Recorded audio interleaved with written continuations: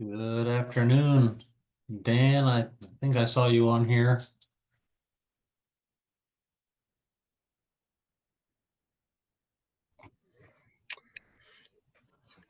Good afternoon. How you doing today? Doing good. Yourself? Yeah, so far so good. Yeah. Guess it is that time once again to rock and roll. Yes, it is. So let's see. We are at 2 o'clock. So welcome everybody. Thank you for joining us. I know we're going to have a busy day. We're going to go from 2 till 5. So um, hopefully we can get through a lot of this today. So Dustin, if you could go ahead and do roll call. Yes, I certainly can. For the fire tag chair, Dan Young. Present. Thank you. For the chair alternate, Roger Haringa. I am here. Thank you. For the architect primary, Ning Wang. I'm not seeing them in the room today. For the alternate, Jacob Liddycoat. Here. Thank you. And Jacob, you sent us a message. You have to leave a little bit early today. I do, yep. All right. We'll keep an eye on it. I don't think with what we have in the room right now, if you're the only one who leaves, we should be okay on the quorum. Okay. Building official primary Quinn Ty. I also have a hard stop at 4. Okay, gotcha. Let me just make a note of that real quick.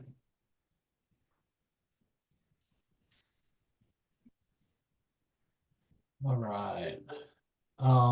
Building official alternate Ray Shipman.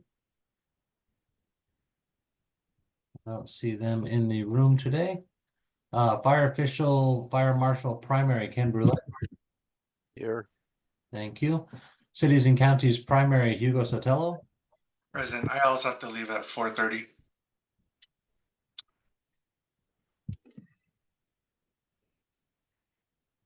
Right. Home builder / affordable housing developer primary Mike Nykrom. Don't see them on the meeting today. General contractor or developer primary Bill Mybush. Don't see them online today either. Manufacturer supplier primary Ricky Campbell. Present. Thank you. Fire protection engineer primary Walker Danucci. Don't see them online. For the alternate Dave Kokot. Also not online. Fire sprinkler industry primary Sean Morgan. Present. Thank you. For the alternate Kevin Marr. Not seeing them online with us today. General public subject matter expert primary Samir Mokashi. Not seeing them here today. For the alternate Seth Henderson. Not seeing them either. Fire alarm industry primary David Mao. Present. Thank you. For the alternate Zachary Tuck.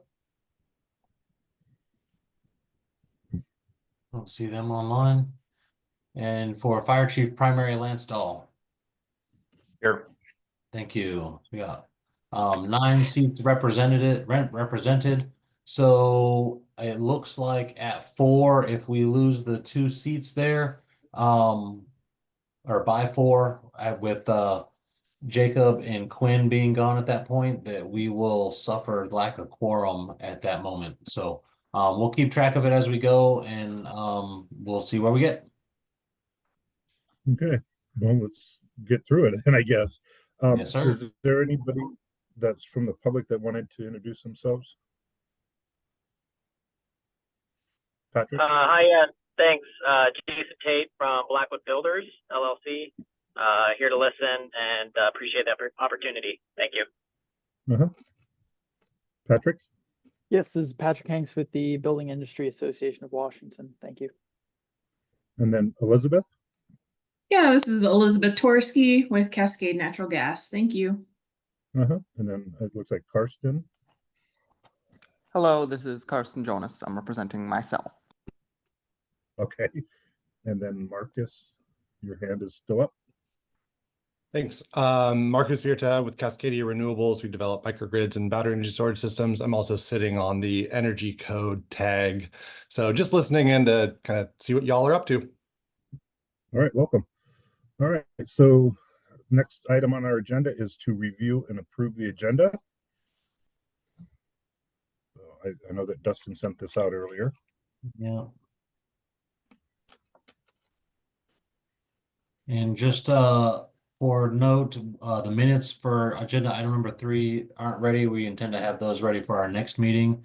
And then I'd like to offer, if there's any folks who are leaving who have proposals that they have their names on, we could move those to the front of the agenda today to try to get to them.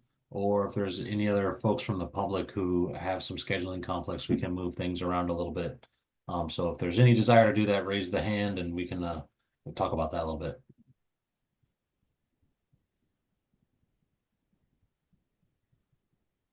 Looks like there's no desire to move things around. So if we can get a motion. This is Hugo. Can I make a motion to approve the minutes as shown?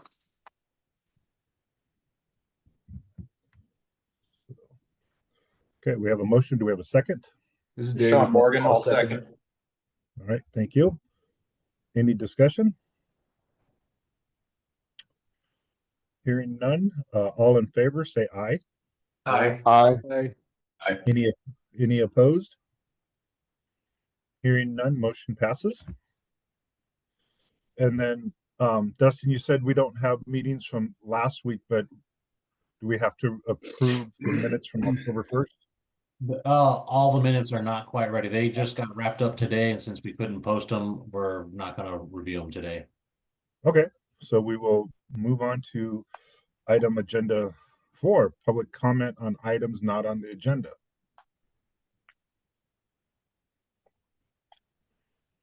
Okay, I'm not seeing any. We will move on to item number 5, and I will let Dustin take over with this one. Who was on this one, Dustin? This is a revisit of proposal 069. Patrick Hanks was the drafter. And we got this one back. I haven't had a chance to go over this one. So Patrick, I'll bring it up. And if you wouldn't mind introducing what we have going on, we can go through this one. Certainly. First I want to say thank you to the tag for the feedback that you provided last time, and thanks for the opportunity to submit a revision. So what I did is my original proposal was to not adopt from the model code the sections for individual modifications or individual cases and natural disasters.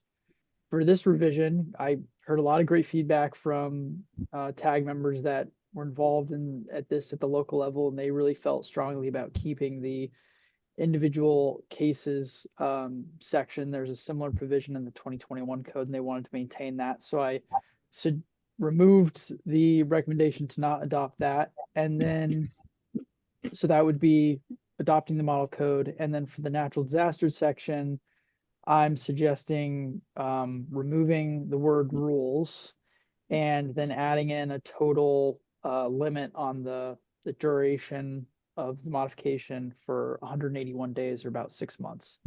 My reasons for doing these modifications are, I felt like that I don't think there's anything inherently wrong with the language of the model code, but when it comes to our state, we have the Administrative Procedure Act, which governs rulemaking, and the general principle for the State Building Code Council is that any effective rule change regarding the building codes are supposed to be approved through the State Building Code Council and follow all the relevant laws and regulations regarding that. And so having the word rules in there and having it makes it sound like you're giving local jurisdictions the ability to make a rule change for potentially an unlimited period of time. And I don't think that this will be abused. I just thought it might be nice if we're making changes to try to make it that by design it fits a little bit better with our state law. and that it just kind of has a reasonable cap on the total duration so that it's not an unlimited period of time. I felt 6 months was roughly appropriate for before, during, and after any potential natural disaster. So that's the suggested revision. And I understand tag members felt very strongly about this, and I don't have any specific instances of cases where these kinds of powers were misused. So it's something that if you feel really strongly about keeping it, we can always monitor. And if we hear from our members of issues with this, we can suggest another change in a future code cycle. I just wanted to submit a revision that incorporated the feedback you provided and gave something the tag to consider. If you have any questions, I'm happy to answer them. Thank you. Thank you, Patrick. Anybody else have some questions or comments for Patrick? I do have a question. On the total duration issued by a procedure not exceeding 181 days, I just think of COVID. That obviously lasted more than 181 days. And just a thought, and that's all it is do we change that to maybe something like, what does it say? Please bear with me, I'm reading off my laptop. It has start and end dates can be extended by the fire code direction. And this is just a question for everybody. Would it be better to say something like not to exceed 30 days when it can be reviewed and renewed? Something like that. So then you have a time limit, but then you're not, in the case of COVID, we were definitely over 181 days with some of those restaurants. And that's just a question for the group on something like that. And Patrick, your thoughts on that? My thought is, this section wasn't in the 2021 or the 2018 code as far as I aware. So I think during the pandemic, what people were using was probably the individual cases modification. And that deals more, and then also for the state, that's like, I think a state of emergency was declared, but this is more clear that it's a natural disaster event. So I don't think a pandemic would be considered a natural disaster. I think this would be more of like for earthquake, hurricanes, if you're in a hurricane area, or wildfire. We have wildfires, mudslides. That's kind of more of maybe a volcano eruption, hopefully not. Tsunami maybe. Been there, done that. So yeah. So I felt like for those kinds of things, 6 months is a pretty considerable period of time. And I feel like if something goes on longer than that, I don't know. Okay, no, I'm just asking the question, and looking at it a little different way is all.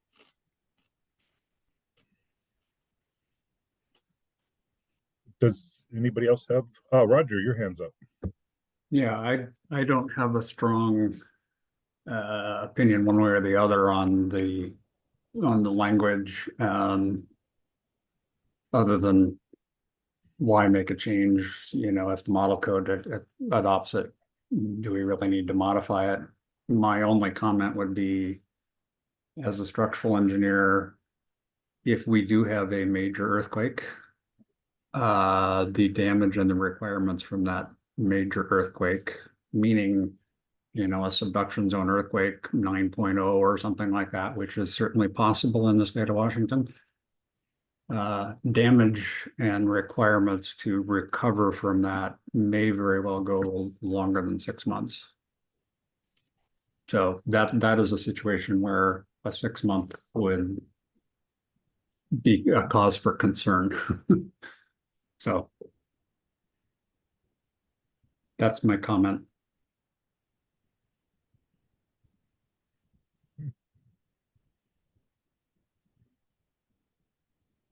Do we have anybody else that has a comment? Karsten.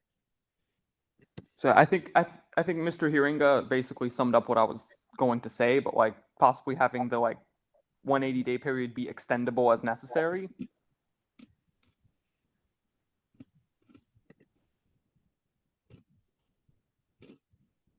The reason why I suggested some type of cap is because I felt like I think the intention of the code is, I don't think it's likely to be misused because it's supposed to be in preparation for, during, after related to a natural disaster. So I don't think that a local jurisdiction would put in some kind of major rule change that goes on indefinitely if it wasn't related to that. But just that the inherent code language didn't have any kind of cap built in, and it let them technically extend it as long as they see fit. So I thought it'd be helpful I didn't want it to be too limiting. Like, I thought about, well, what if you have it only last for 30 days and then can be extended so many times? But I think Roger brings up a good point to consider.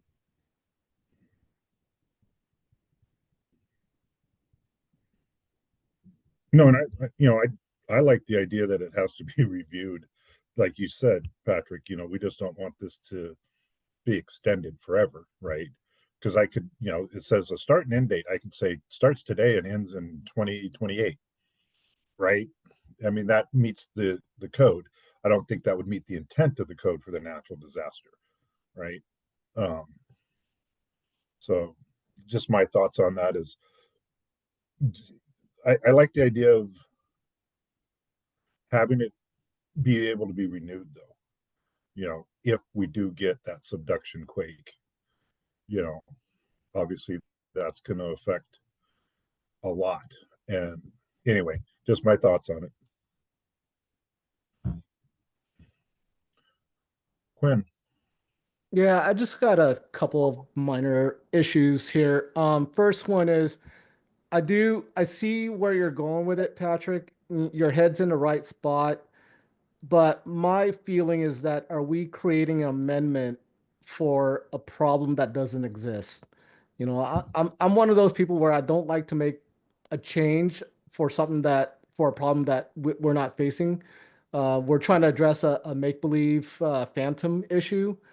And you did say it in the beginning that, if we don't like it, you'll keep an eye on it, which is great. I mean, I hope you would. I hope everyone would. But just for me, it's like we're making a change for the sake of making a change for a non-existent issue currently. The other thing is the 181 days. To me, that's usually code language is 180 days. So that's more of a minor issue. If we want to stay consistent with the code, I would say change it to 180. Okay. And then Ricky? Yeah, so I just want to throw my 2 cents in. And my take is kind of like what Queen is just talking about.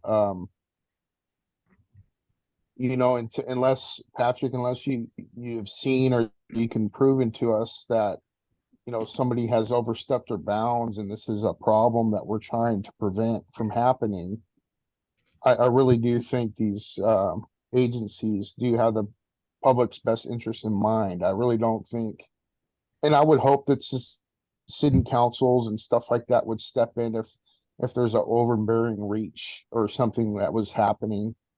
So as this stands right now, I'm a no on this one. So just to let you know where I'm at.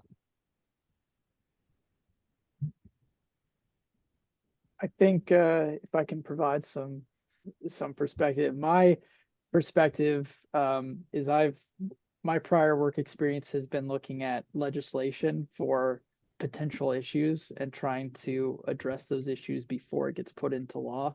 So that's kind of the mindset that I brought in, which I realize now is a little bit different mindset than what a lot of the people involved in the codes look at, where they more look at things that have actually happened and how to make changes with that. Whereas I was looking through the significant changes and looking for anything that could potentially be an issue and how can you prevent that from happening. But I understand that that's not usually what the tag does. And if you do want to move forward with it, I'm open to any friendly amendments like changing 181 to 180 days.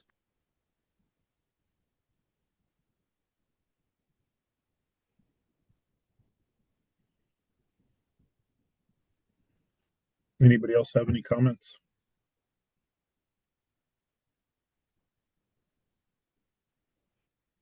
Quinn. I do want to add, I like this much better than the first go around, Patrick. So great job in updating this. Overall, I don't have a major issue with it. It's just, again, like I said earlier, but If you hadn't changed it and kept it at the original language, then yeah, it would have been a definite no. But this one, I'm kind of neutral for the most part.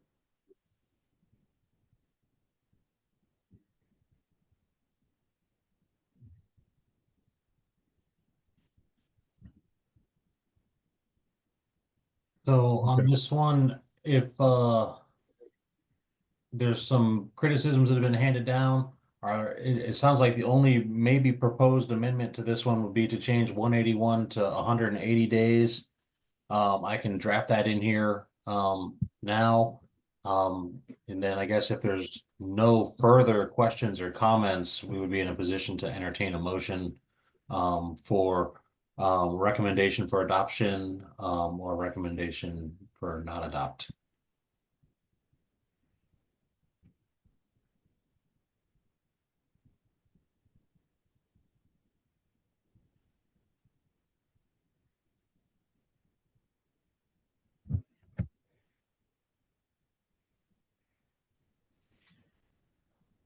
Ken, Hey, hi everyone. I like the idea of trying to quickly try an amendment and to see if we can get a motion. My suggestion is, and I know the intent, but I would remove the word total, because to me that means I couldn't have multiple ones if I did want to issue another one. If I just said the duration of the issued policy procedure shall not exceed 180 days, and make it just say 180 days. I think that'd be fine. And I definitely understand cutting the word out rules so there's no conflict with the state. So that would be my proposal is just to change, yeah, get rid of total, make that 180 days. And my interpretation of this is that I could renew it if I needed to, but I would have to create another policy with a start and end date.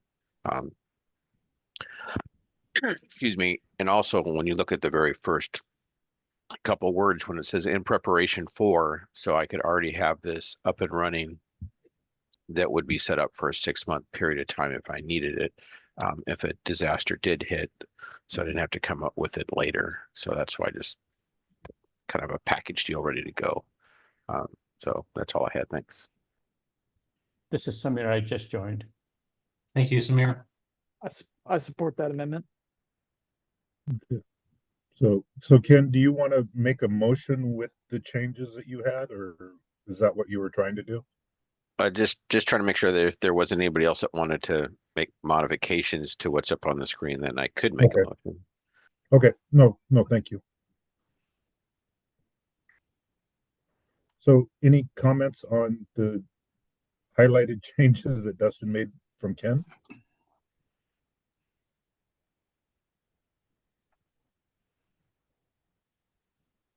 Okay, I don't think I think silence says something. Quinn. Sorry, I was a little late there. Would it look better if we moved that sentence after dates, like start and end dates, period, and then start that sentence right there and then end it with which can be extended? Yes, it would. It would make it cleaner if you did that. That makes sense there, Dustin, what I just said? I think it did. So if we cut that and push it to End dates, get rid of the comma, put a period, yeah. Period, and then paste that sentence. And then comma, which can be extended at. There you go. is that a friendly amendment there, Patrick? Yes, I support that as well.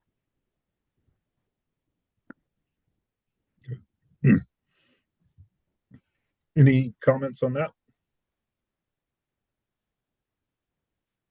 So you'll just need to show the 24 language that showed a comma, right?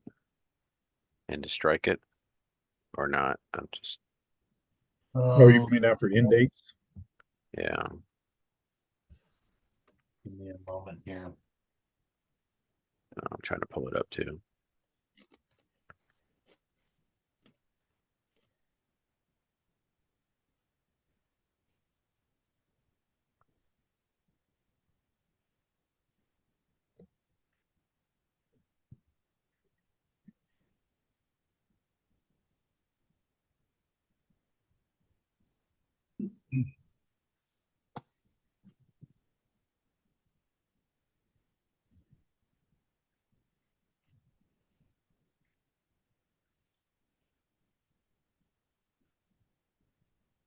Yeah, so you would have to show the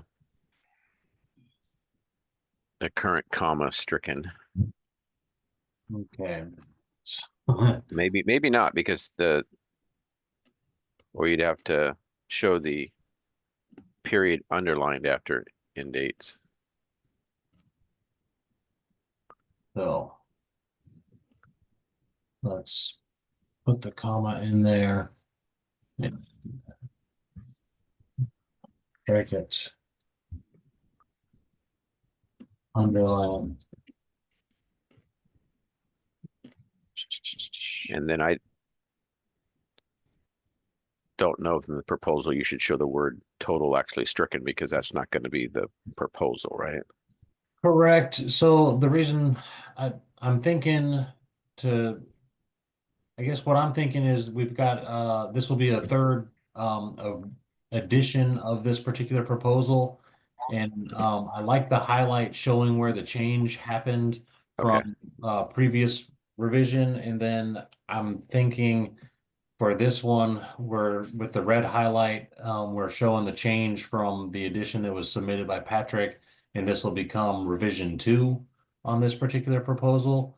And honestly, I haven't considered a way to track those changes across multiple revisions of a proposal in a way that is, I guess, straightforward and clear to everybody. So I think maybe the best way to do it would be to, just like you said, Ken, to remove that as far as what we're going to move on today, and remove the highlights so that we, if somebody wanted to review the proposals and compare from previous versions, they would just have to look at the content of the proposal there. So I propose that we remove the highlights in here for saving as a revision 2. So I will go ahead and do that.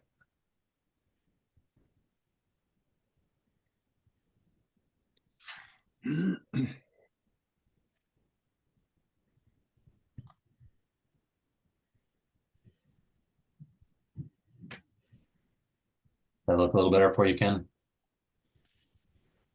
I'm sorry, I was looking away in a different book. That's okay. I pretty No, much that looks clean, I Okay. think. But I think Hugo might have had a question. I'm not positive. Maybe his hand's down now. Yeah, I mean, I had my kind of 2 cents too. It's just a lot of these policies and procedures have to go through more or less a higher level approval through city council. So I think it's just kind of a moot point. I like the language as written. But once the changes are made, I'm ready to make a motion to move this forward to building code council. Yeah, I'm thinking that the written policies, Hugo, and procedures don't necessarily have to go through a higher one, because just look at, our administrative rules with the city of Seattle. We do review them through a fire code advisory board, but again, it's an advisory thing. So once this is in place, the fire code official just has the authority, which they kind of already do, to make up their own rules and procedures. But this is just pertaining to natural disasters. But yeah, I think it's fine. That's just my 2 cents. Okay, Patrick. Dustin, can you bring up this section in the 2024? There was a word in the individual cases section that I noticed changed from the 2021 language, and I just wanted to check with the tag in the files of the compliance agency. Forget what the 2021 called it, but I think the 2021 had a different terminology there. So I just wanted to double check with the tag that new language was fine and wasn't going to cause any issues, because if it does, we could identify that and change it now.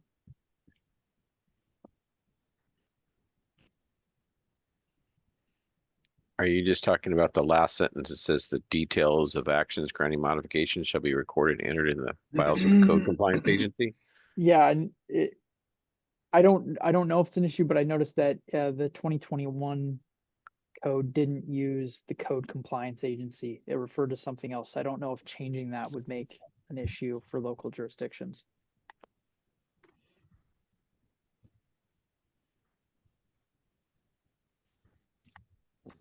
If I'm not mistaken, the 2021 code used the IFC said it was something like the Department of Fire Prevention. I Yeah, think I remember seeing that term in the IFC at once. So the unmodified one, the older versions.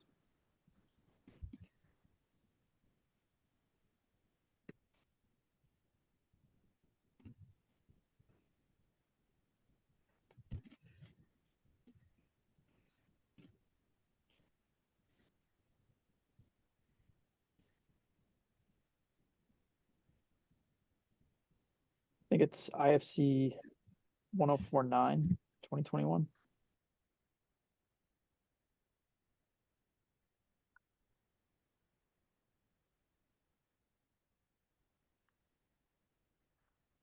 Yeah, it's fire prevention. That's what it says. So I just noticed that when I was going through, and my experience working in a legislature is sometimes innocuous changes can have unintended consequences. So I thought, well, I saw that I could bring it to the tag's attention since No, this it's fine. proposal was in the same section, make sure that it was going to be fine. The 24, I feel like it's better because you got some jurisdictions like Puyallup. Their building official is also their fire code official, but yet he lives inside the building department. So they're not called fire prevention. So I think the 24 code just updates it for jurisdictions like Puyallup.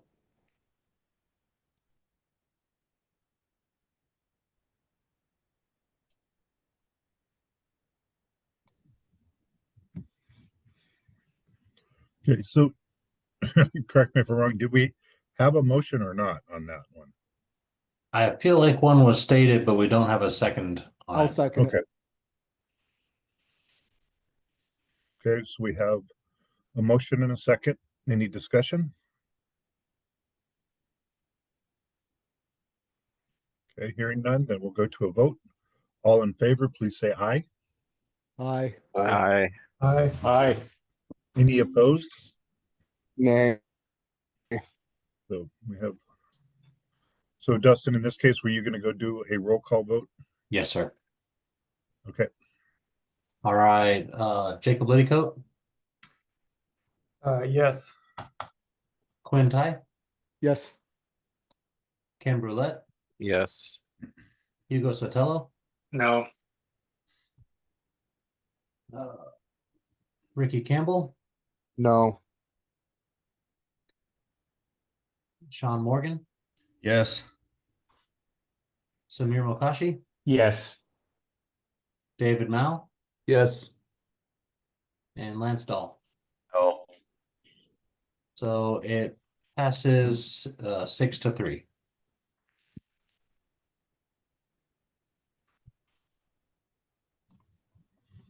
Okay.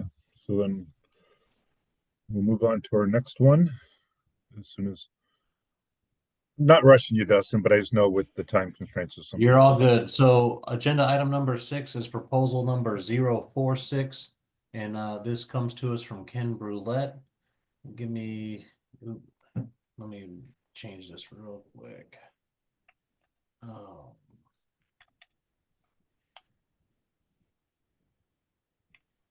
And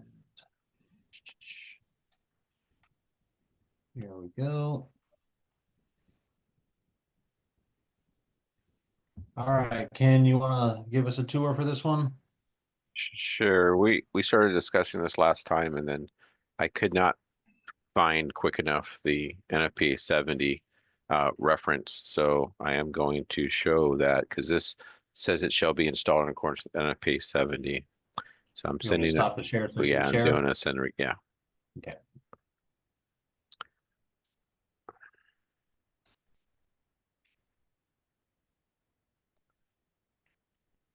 So this is the section that exists as it is right now for disconnecting means. It is looking at some revisions to it, but currently this is what would probably be referenced in our chapter 80, which would be the 625.43 section. So when the code change proposal says, hey, you'll install it for NFPA 70, that was the initial proposal. And then we can take a look at if we're okay with that, or if we would like to look at being more descriptive and coming up with something else other than just pointing to people to NFPA 70. So I'm not too sure which, if people are comfortable with just this, or if people would like to have something other than that. Unrelated to the content of the proposal, but I wanted to bring it up as a something to keep in mind. In the IBC tag yesterday, they were talking about when referencing these other codes, whether or not to include the year number in there. I think there's some support for including the year number, but I do believe the consensus on there was to rely on the reference standard to reference the appropriate year in there and just use the title of the standard. But I just want to bring that up as maybe a small conversation topic as we talk about referencing NFPA 70. So if we look at this, do you have access to chapter 80 of 24 of the IFC? Yeah, so I'm give me one. pulling that up right now. And 70 is referenced as the 23 edition. So that's what I was referencing, where then we'd have to modify it, that section, to include this new section if we just went with that proposal. So if you want to show the proposal again.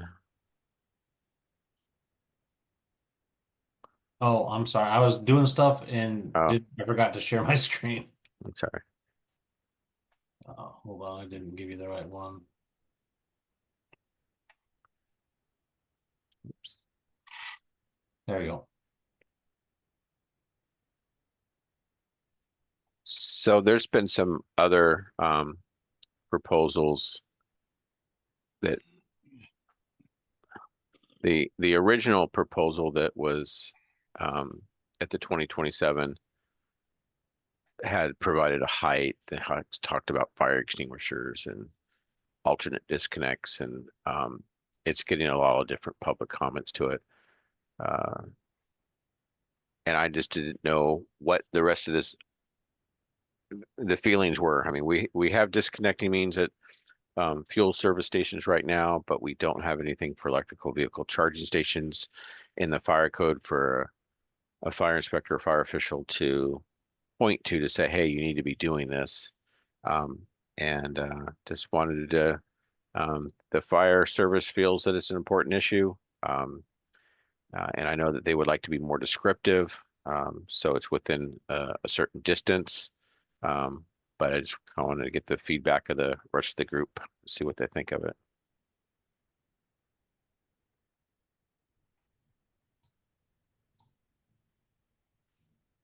Jake. Just out of curiosity, what happens right now if someone runs into one? How is it turned off without this disconnect? I think they have to go to the primary disconnect for the property, if I'm not mistaken. So if there's an active accident or something, I'm just curious. Yeah, and that's some of the problems, is that you don't know where the shutoff is. Yeah. You know, and especially like if you get into parking garages that are several stories, you know, where is that disconnecting means? Do I want to disconnect the power to the entire structure, or can I isolate it to a floor? You know, those are the type of questions that first responders have, is one, being able to quickly turn it off and it's in an accessible location. But that's great for emergency responders, but not necessarily for you know, somebody that might be on nearby on site, that or somebody else that could actually disconnect it more quickly. Yes, everybody worries about vandalism, but that's the same thing that could happen for disconnects in fuel storage and fuel stations. Quinn? My question is, I was trying to think how to phrase this. Would we be going into the lane of the electrical inspectors and electrical group like L&I, Seattle Light, Tacoma Powers, or is this something that they don't even look for? Because it is in the NEC and they live off the NEC. Well, it would only be if we change things differently than what's already in there. This is basically just pointing to make sure that people do it. And then that said, if we got more descriptive, it would be on the location of where it was located. So that would be where we would not necessarily be out of our lane. We'd just be more descriptive. And yes, it needs to get provided, but this is where you provide it. This is how you sign it. We would just be more descriptive. Maybe those type of things they wouldn't be inspecting as electrical inspectors, and we could be doing it as fire inspectors.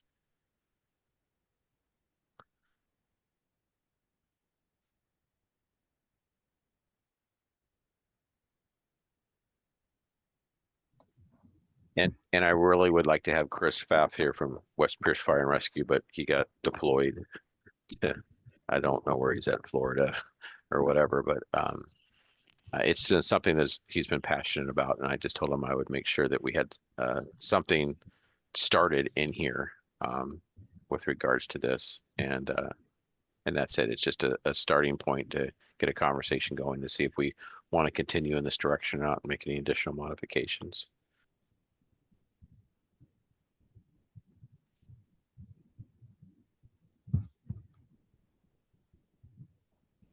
Quinn? So I'll go ahead and make a motion that we approve this code proposal and have the council take a look at it. And Dustin, in regards to your question about the year, having a year, I'm not a big fan of that just because of maintenance issue. And you have to look at it every single year to make sure it's updated. You know, that's just me. I think that was kind of the sentiment expressed amongst the building tag yesterday as well. And it leaves it a little cleaner in the body of the code as well. Okay, so we have a motion. Do we have a second? I second it, Samir. Thank you, Samir. Okay, we have a motion and a second. Any discussion? Not hearing none, we'll go to a vote. All in favor, please say aye. Aye. Aye. Any opposed? No, but this is Ken. I'll abstain. Okay. So, all right, so there we go. That one's done.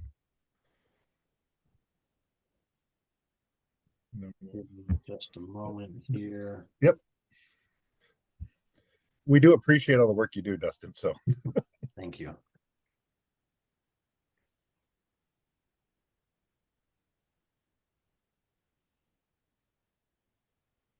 And Dustin, this is Jake Litigo. I'm gonna head off before we get into the next one. All righty, so we are still okay with the quorum there. We're sitting at 9 seats represented and we only need the 7. So we're good to go. Still. Okay.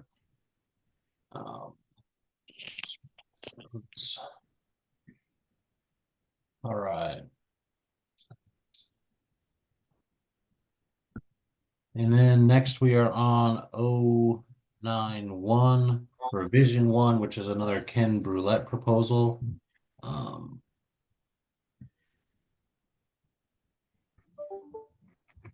Here we are, Mr. Ken. Okay, so this is something that we started to address in the city of Seattle. A little background is that with the land shortage that we have in some projects, and we're not able to have the footprint that we would like for some of these buildings. So we have to go vertical in our area. And so what happens is if I want to build a 1 or 2 family dwelling or townhouse and I go more than 3 stories, I fall out of the scope of the International Residential Code. And now I have to use the International Building Code to build these structures. In the International Residential Code, it's been okay for me to use a P2904 or a 13D, NFPA 13D sprinkler system. The scope of NFPA 13D does say it's for 1 and 2 family dwellings, townhouses, manufactured homes. And it doesn't have a height limitation or a square foot limitation on that standard. So my understanding is that it should be acceptable to do a 4-story single family home or townhouse with a 13D system, as long as I'm not outside the scope. So I kind of try to tackle this in 2 different ways. And I know that Jeff Shapiro is put in a proposal at the 2027 building code, but that won't be heard till next year sometime. So I was trying to get it into our review ahead of that, so we could get our viewpoint on it. And what happens is if we don't do this, these 4-story structures now all of a sudden have to put in a 13R system, because the building code says your 13D system is not good enough anymore. Now you need a 13R. And the cost of putting in a 13R system is so much more expensive than it is for a 13D system. So we're looking at a way to allow 13D systems for 1 or 2 family dwellings or townhouses. Might have to carve a few things out of this proposal. Yes, this has to go through the IBC tag also, and hopefully it wasn't already on their agenda and I missed it. The original proposal started out with the 903.2.8.4 language and 903.2.8.5 language, just to be able to show that you could have an R3 occupancy. But I really think that the goal of this is just to stick it to make sure it stays to 1 or 2 family dwellings and townhouses, and it's not all R3 occupancies, and it's not all R2 occupancies, which townhouses can turn into, or that are in the International Building Code. So what I've done is make some adjustments to the building code tables, which of course the IBC tag will hear. And Jeff Shapiro gave me some his opinion that maybe I shouldn't have the 903.2.84 and 8.5 language in here, which I could remove, but I wanted to be able to start the conversation. And I also put in the proposal all of Jeff's reasoning of why in the past, the IRC, we started allowing attics. So it would be a 3rd story and an attic and be able to put a 13D system. And if you're looking at it from the ground, it looks like a 4th story. It acts like a 4th story.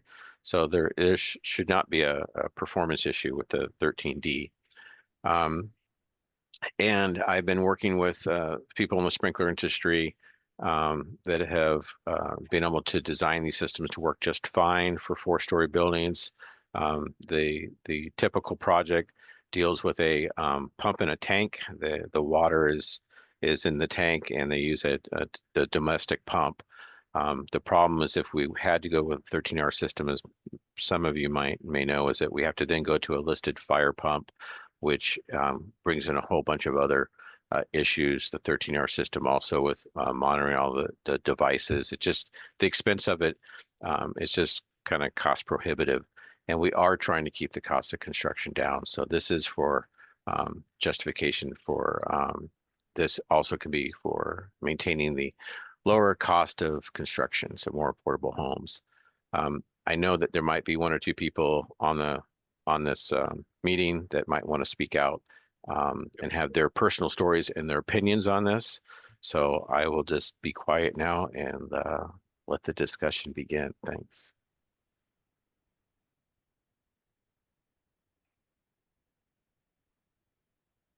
Yeah, thank you, Ken. This is Jason Tate with Builders. And yeah, thank you, Ken. That really laid out the groundwork of what we're trying to achieve here. And everything you said, I agree with, right? I mean, the cost from a builder's perspective between the 13D and 13R is significant.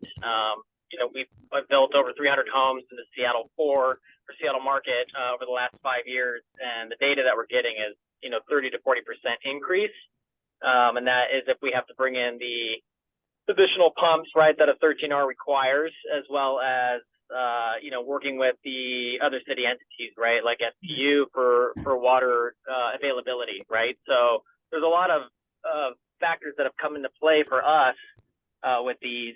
And so, getting this moved forward or getting some alignment around it would be massively beneficial to us, right, for density purposes and to be able to build and to support our small businesses, right? And I think the sentiment is shared amongst a lot of the builders in the community. Patrick? Okay.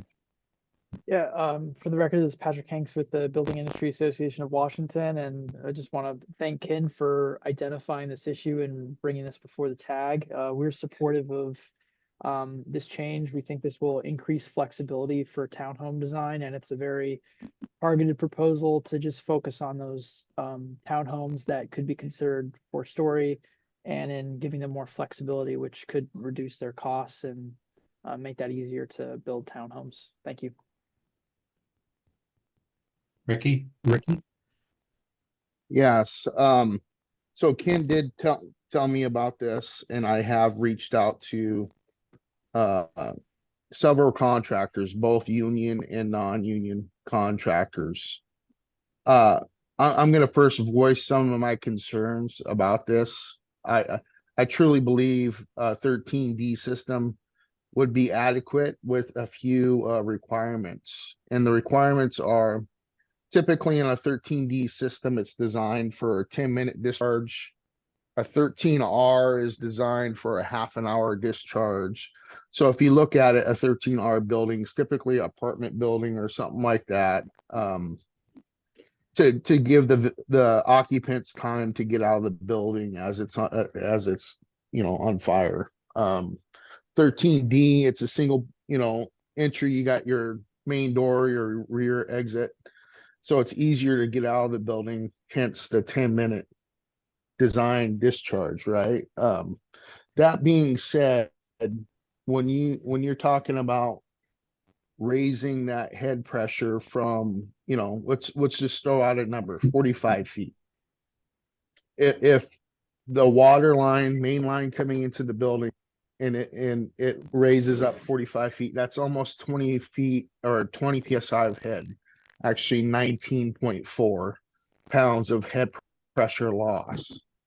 So that means if that system required 60 pounds to perform at that 10-minute discharge, then you would need 80 pounds at the base to get that to meet that requirement. So those requirements, I think, that would be necessary, just my opinion, is a standalone system with a bucket flow test, or a passive purge system with a bucket flow test, or a tank and pump, 13D tank and pump without a test. I think that would ensure that it will have that proper pressure to get that density up there at the 10-minute mark and perform as intended. So that's my opinion. I'm in favor of this, but with those requirements.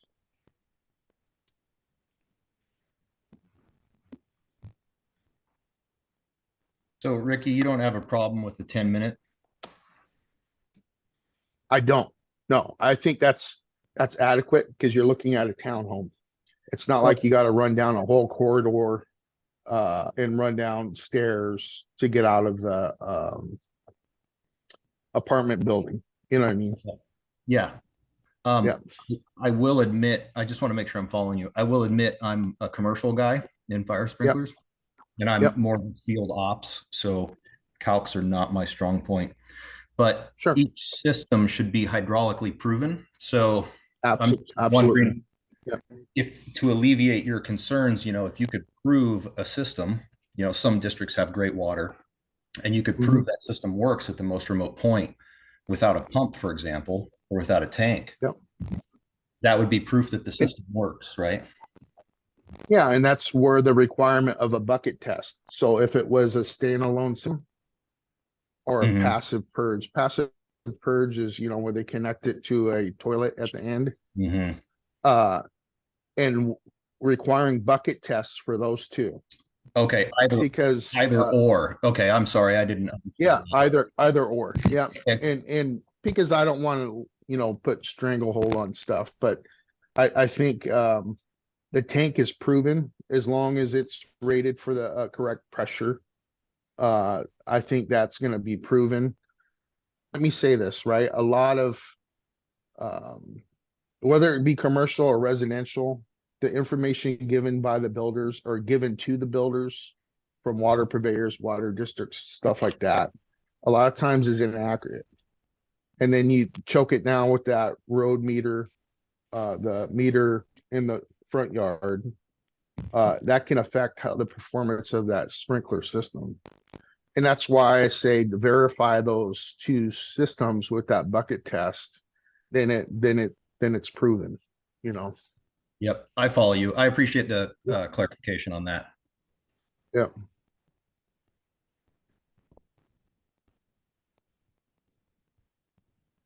When Quinn, your hand was up. Yeah, so I'm a little bit mild opposition on this one, mainly from a technical code aspect of it.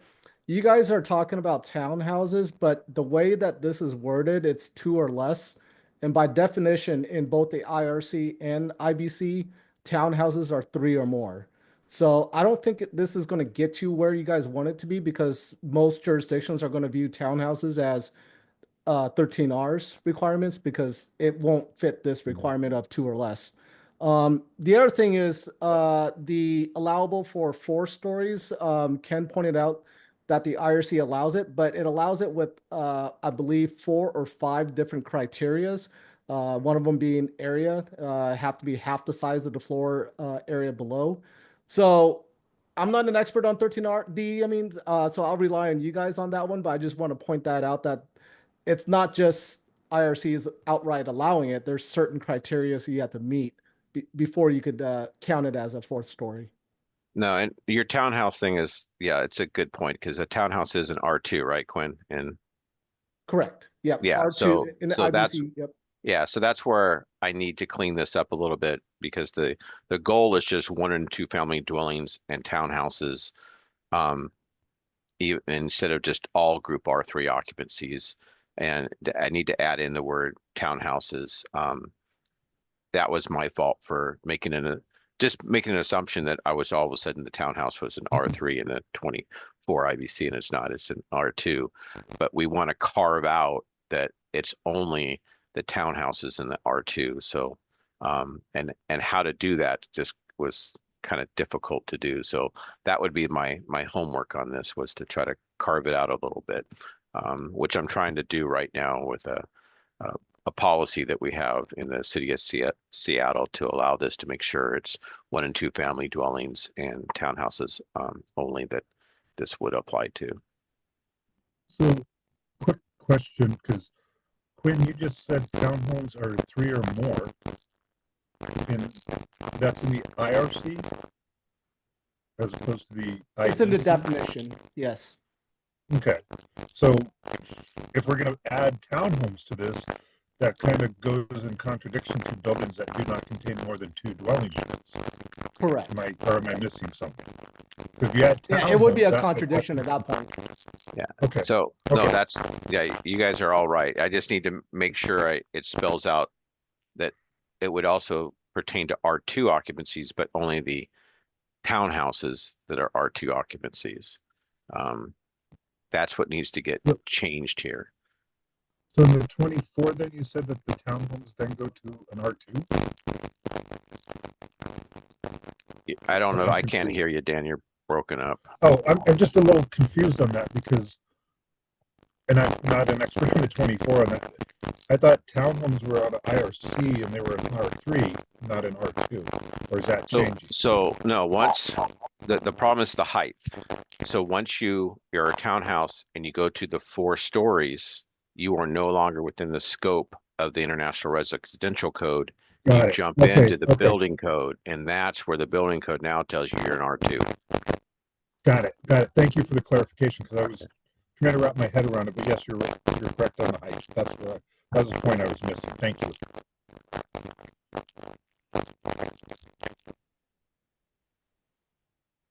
So I guess Dustin, is this on the agenda for the building code tag yet? It hasn't been on there yet. I'd have to scoot out of here, not necessarily out of the meeting, but I'd have to go review what we have going on and where we're at. But I think we just are on chapter 5 with them as of yesterday, so it's coming up in the maybe next week, possibly the week after that. And after, before Quinn, before you say anything else, I was just wondering if you guys would be okay with me trying to clean up the language to include the R2 townhouses a little bit and bring it back to the group. I just kind of wanted to get the discussion going and get any positive or negative feedback right up front. Ken, that was going to be my proposal, was to push this out. We evaluate it later. And I appreciate that because I've been working with Micah Chappelle on some other language for Seattle's rules on this. But I'm also just want to make sure we get it right the first time and with the proposal. But yeah, that would be great if we could do that. Samir? Yeah, a point of clarification. Why is 4 stories an important thing to do? If it was 5 stories, will it not work? Because if your slope's light and why limit it to 4 if it's going to work for a 5-story? As long as you have 60-foot height limitation, would that be enough? Yeah, I don't have an argument for or against that. I would you know, I don't have one. Ricky? I would say as the building increases, right, the head pressure on that water supply coming in is going to be greater. That should be taken into account when we look at these 13D systems, because typically they're fed with less than 1-inch water supply coming in to the house. You know, it every foot it would be 0.433 of head loss. So you multiply that by however tall the tallest portion is, and that's going to be your head loss for that system.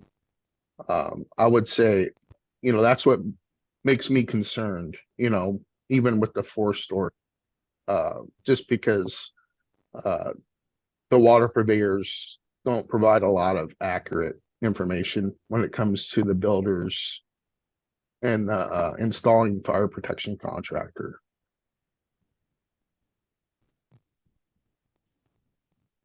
Russell, you had your hand up. Yeah, hi, Chris Russell with Security Solutions Northwest. I do fire sprinkler design. So speaking to the 4-story versus 5-story thing, the cutoff for 13R is 4 stories. Once you exceed that, then you're into the 13 system. One of the other things that I wanted to point out was the 2-head calc in 13D versus the 4-head calc for 13R. It's just something to consider if you're going for dense infill. The other thing Ricky talked about with the 30-minute water supply versus the 10-minute water supply, as long as the fire department can get there to put the fire out and keep it from spreading, if they feel they can, I guess that's fine. The other thing with the bucket test, one of the reasons for that is the water meter. A lot of times we get bad information on the water meter, or it doesn't perform well. It causes a lot of restriction in the flow. So it's a good idea to have a bucket test if you're not doing a pump, just to make sure you're getting the water that the water purveyor is claiming that you have. Thanks. Thank you.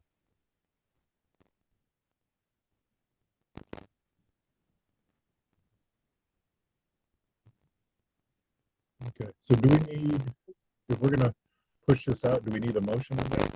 Yeah, I would like to hear just a motion to refer this back to the proponent for further work. I'll go ahead and make a motion to put it back on the proponent to revise it, and we can discuss it later. I second it. Thank you. So we have a motion on the floor with a second. Any discussion?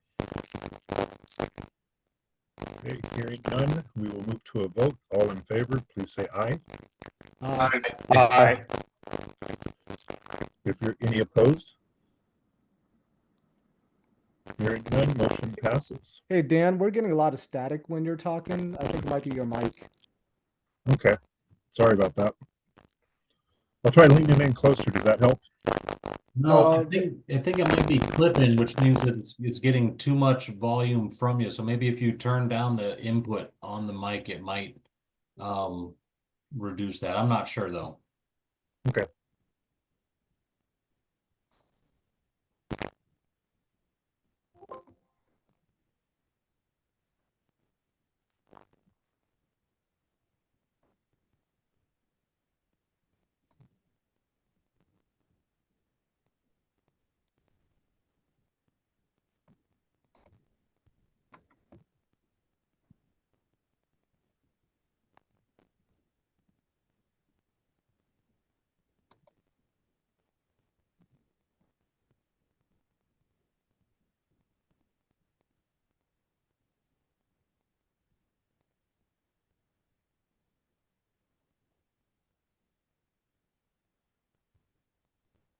All right, Karsten, Jonas put together this proposal. It's 24 GP1-121 on sections. Oh goodness. Here 907.4.2.5.1 for break glass covers. Yeah, Karsten, the section about the definition is wrong. That should say 202 at the beginning. this one here. Yeah, that should say 202 as that's where the definitions are.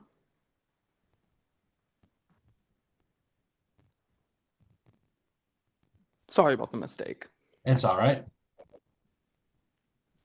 So yeah, basically, currently there's nothing in the code that talks about like the like break glass covers that you've sometimes seen over like a manual pull station.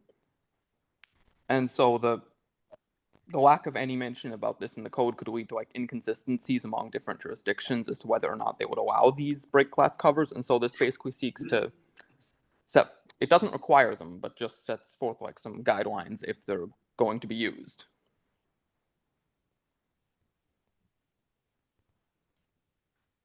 I've seen them in a few places in multiple states, but there's currently no guarantee that they would be approved.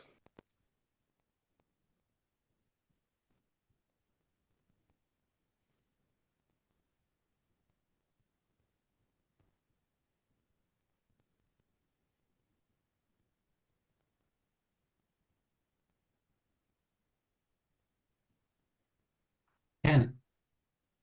So just wondering, is there any reference in NFPA 72 for these? Anything to do with protective covers or anything that this is similar to? Well, there is a mention of like protective covers in general, but it doesn't say anything about like the break glass type.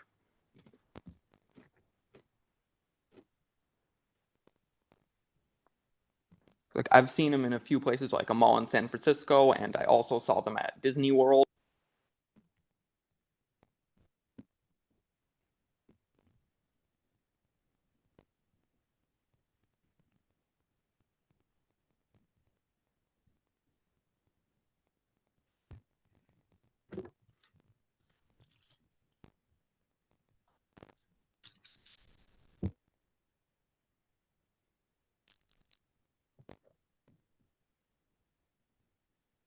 Roger.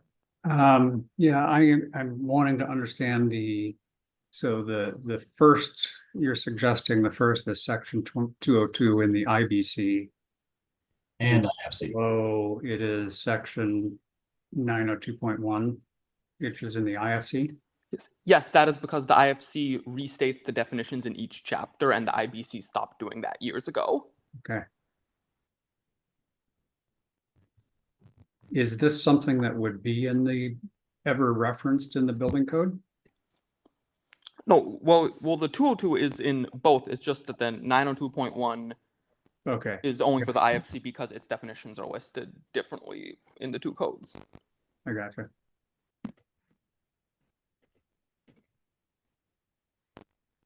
Russell? I also design fire alarm systems. 72 mentions mechanical protection with guard covers for fools stations or initiating devices. And it just says that the covers employed have to be listed for use with the initiating device. So as long as they're listed, I don't see why they would be denied use on a project.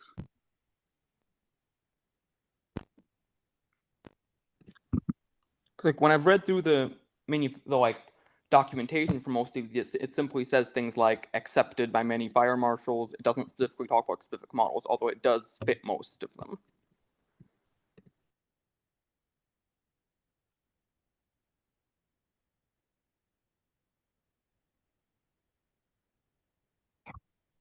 If I may, typically you'll have items that are not listed, but someone's trying to sell for use with a system, and they'll say things like that. And the AHJ can allow a variance to use them, but if it's not listed, then it's technically not supposed to be used with the device unless you can get a variance from an AHJ or a fire protection engineer.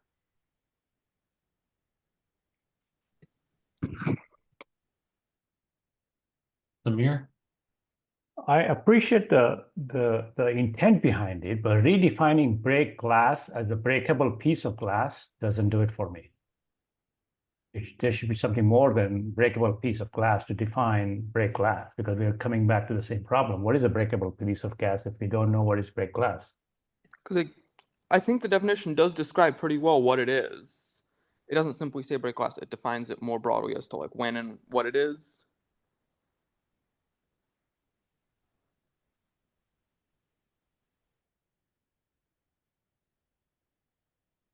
No, what I mean is would it not be appropriate to have it like a thickness or a type of glass or some other specification? Well, I've seen like at least one of them that technically uses a piece of like plastic instead of like glass, but it is like breakable in the same way.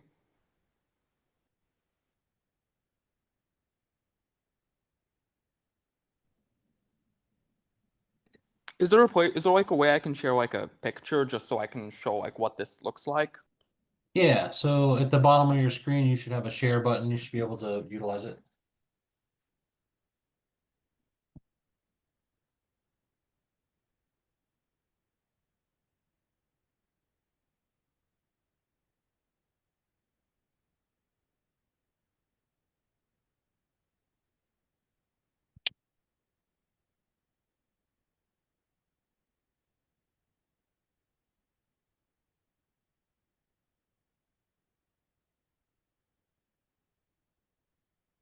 I mean, commonly, in my view, if you want to say something like that, it's a piece of glass that is a certain thickness or made of such material or will break under so much pressure with a point here instrument or something is how you would describe it. Otherwise, I don't think it's helping. Because like, doesn't item 1 in the proposal address that? Because it says that there has to be a way to break it, and yeah, but a way to break it is not definitive. because yeah, that's okay. Then we can change appurtenance with like a like a fixed piece that or something like that. Yeah, so it should be able to break it with a hammer, a normal hammer, a single individual, something like that to define Yes. force applied is Yes, what I'm getting yes, at. that makes sense. Like an yeah. attached Yeah. breaker device. Right, something like that. Then it starts making sense. Yes, that's a great idea. Yeah. Is there a suggested change to item number 1 here for the word appurtenance? Attached breaker device.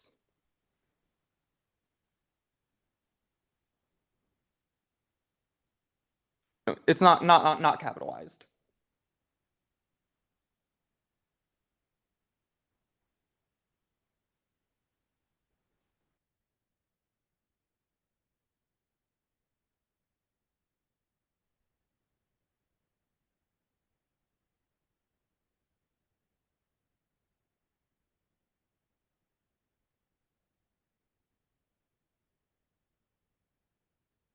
When? So I'm with Russell on this one. I like where you're going with it, but the problem is, unless it's listed, if there's some kind of listing, I wouldn't be okay with approving something unless there's some kind of testing or something to back it up. Because it could be any kind of glass that could potentially be dangerous, right? You just don't know without a listing behind it. Um, yeah, I wouldn't. I mean, personally, I wouldn't feel comfortable approving something that could become more of a hazard than it helps. But how is that different than what exists today, Quinn? Well, it doesn't exist. I mean, if you look at the building code and fire code, almost every device, every material has a listing behind it. So if it doesn't have a listing, then it's not in the code itself. It's more of an alternate means and method. No, I mean, a break glass device right now, when the code says break glass device, there is no listing required. Is it actually in the code right now? Yeah, That's what he's proposing to put in the code. No, but the code says provide break glass device, right? Well, currently the code is totally silent on it, but like I've seen it installed a few times. Yeah, so currently the code doesn't even mention it.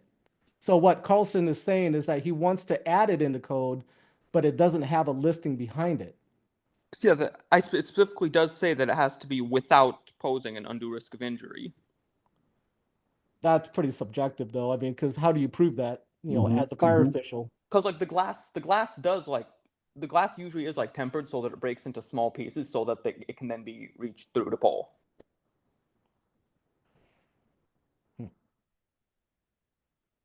Ricky? I don't have a whole lot of knowledge on this subject, but I have my fair share in like hospitals and stuff like that where doing the inspection and testing with alarm companies. And typically would have a listed plastic cover that goes over the pole station. My concern with this is same with Chris Russell is okay, I get this cover, integrated cover with a hammer, and I put it over the pull station. And if it's not installed properly or whatnot, it might inhibit me from pulling that pull station. I'm kind of with Chris and Quinn in my opinion, if we're going down this road, it should be listed. That's just my 2 cents. Because is the concern that like it wouldn't be possible to be pulled after breaking the glass? Because if so, we could add another criteria right here. That would be my concern, right? Not only the possibility of getting cut or hurt from the glass, but it inhibiting the activation of that pull station. You know what I mean? That because who's installing well, yeah, we could solve is this it by going to adding be the another fire? item. But what I'm getting at is who's installing is it the building official, the building maintenance man? Is it the fire alarm contractor?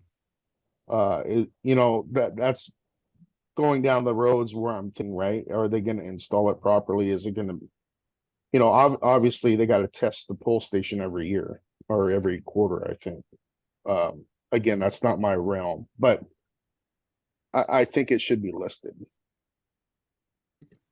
Do we know if there even is a like listing for these?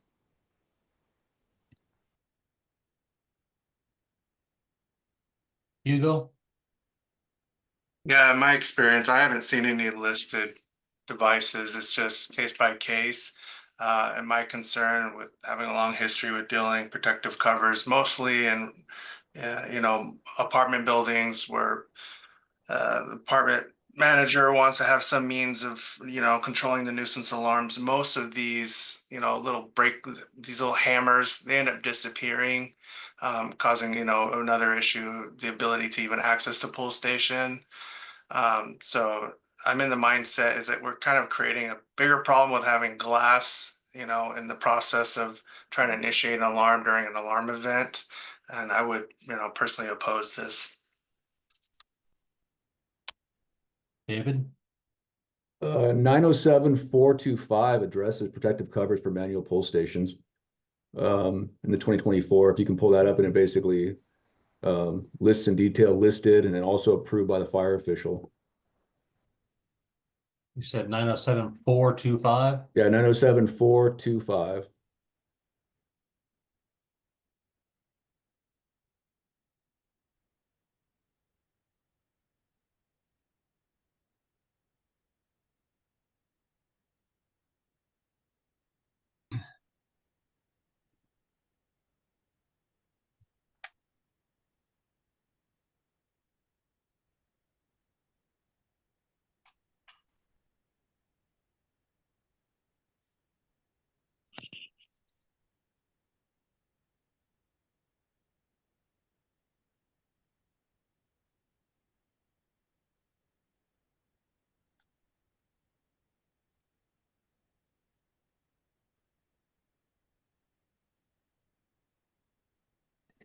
Because it doesn't seem like there's anything that's in this section doesn't actually say that a voluntarily installed cover has to be listed, just that if it's required, it has to. And the break glass is in the code in section 608.10.1 and 608.10.2. It actually uses the word break glass.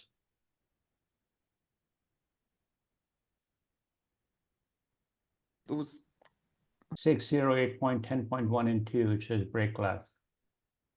In the fire code? Yeah, Is we're it right there. 21 fire code?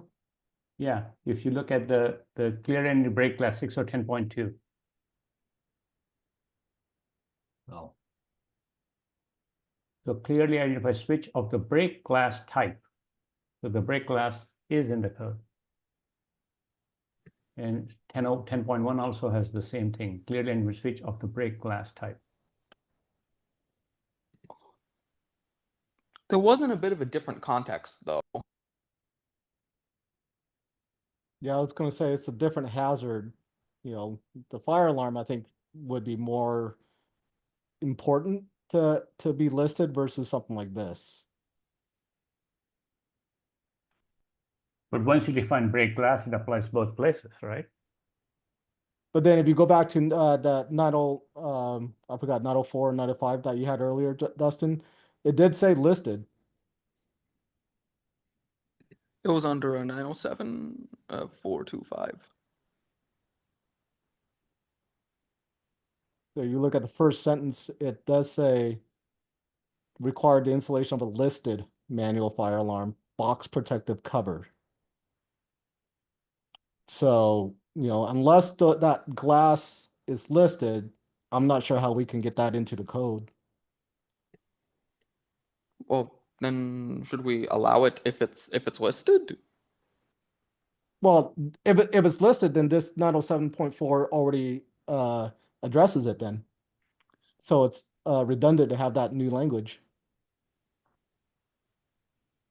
Alrighty, so in that case, then you might be right.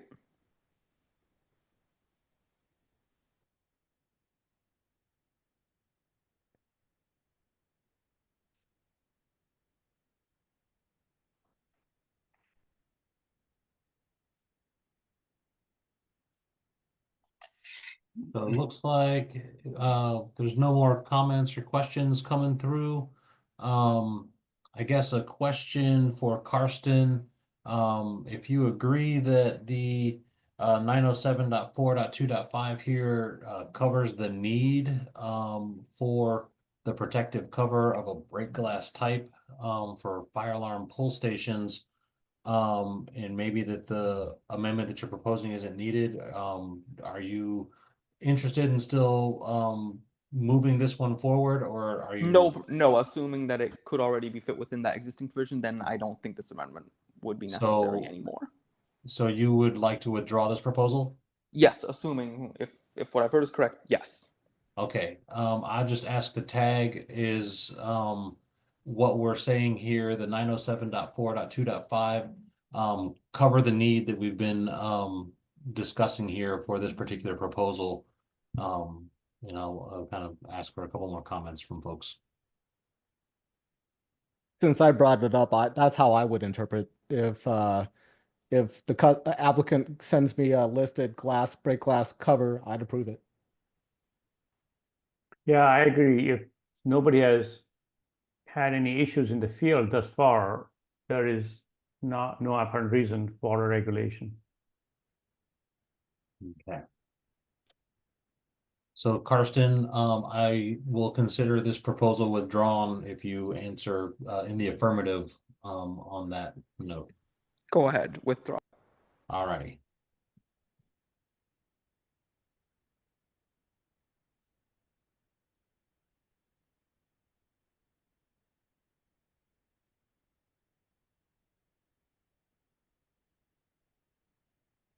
All right, so that wraps us on agenda item number 8.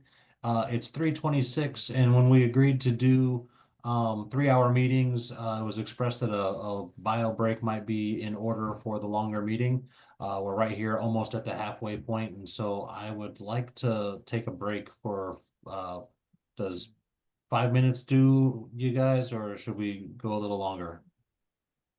5 minutes works for me. All right, then let's take a break for 5 minutes and we will restart up the meeting here at 3:31. Sounds good.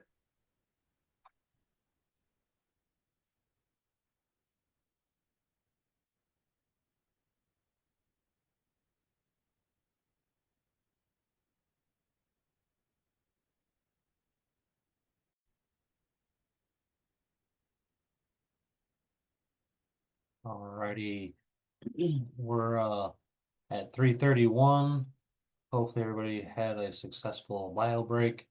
And I'd like to do another quick roll call to just make sure we still are established with the quorum here with folks. And so, Dan, are you back yet? Yeah, I'm on my phone. No worries, gotcha. I'm just gonna run through the names of folks on the list. I'm not gonna call out the seat titles. Dan Young, Present. Roger Haringa, Here. Ning Wang, Jacob Liddycoat, I believe, has left us for the day.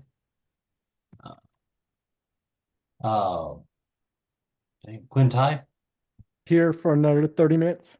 gotcha, thank you. Ray Shipman, Ken Brulette. Come back to Ken. Hugo Sotelo.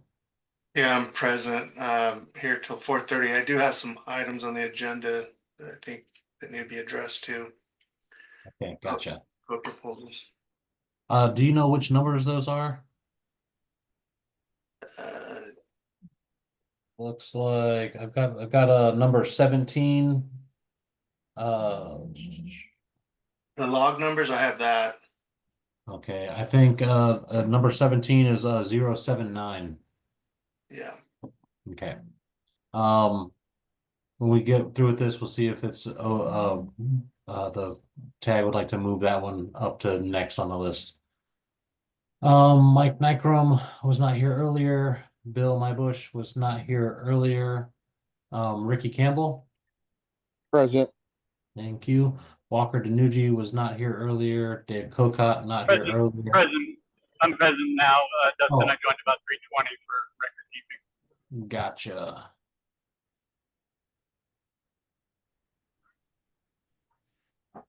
Walker is present. All right, Dave Cocott wasn't here. Sean Morgan. Present. Thank you. Kevin Marr was not here earlier. Samir Mokashi. Dustin, I did jump on a little late, about 2:10 today, but I will have to get off at 4. So this is Samir. I'm here and can stay till 5. Thank you, Samir. Samir, I got you. Seth Henderson, I didn't have at the original one. David Mao. Present. Zachary Tuck wasn't here earlier, and Lance Dahl.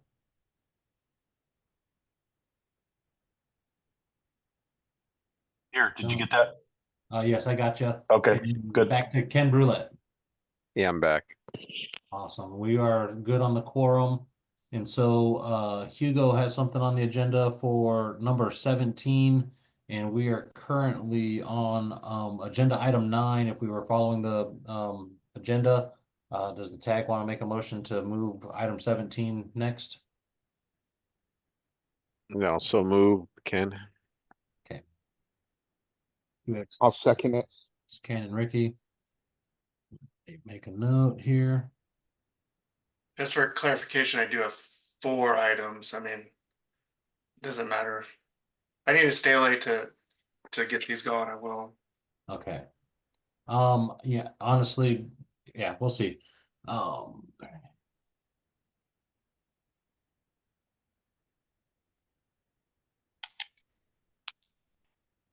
All right, all those in favor of moving the number 17 to prior to number 9, please say aye. Aye. Aye.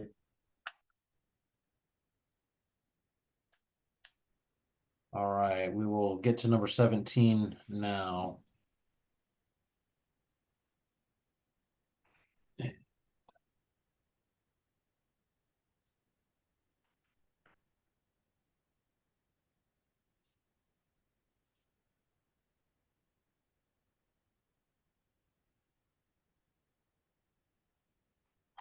All right, number 17 is proposal number 079. Hugo, you did the drafting on this one. If you want to give us a quick run through on it, and I'll catch up on some of my notes here.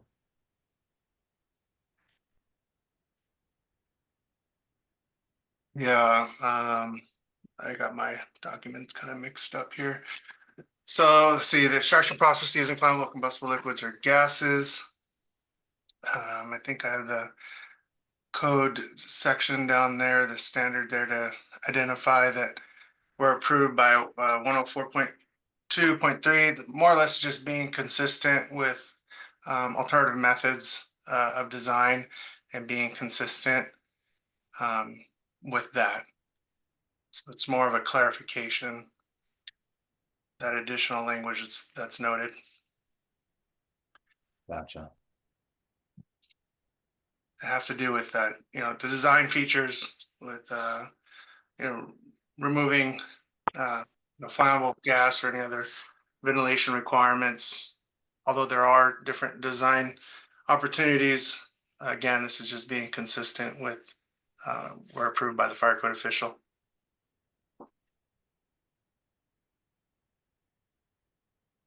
All right, questions or comments for Hugo?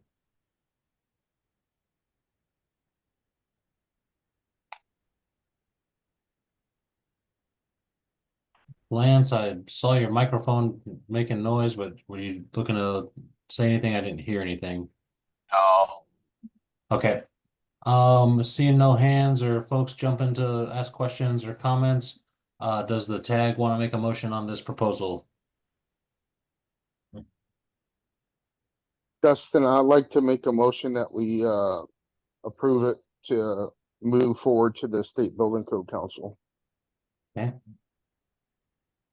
This is David. I'll second it.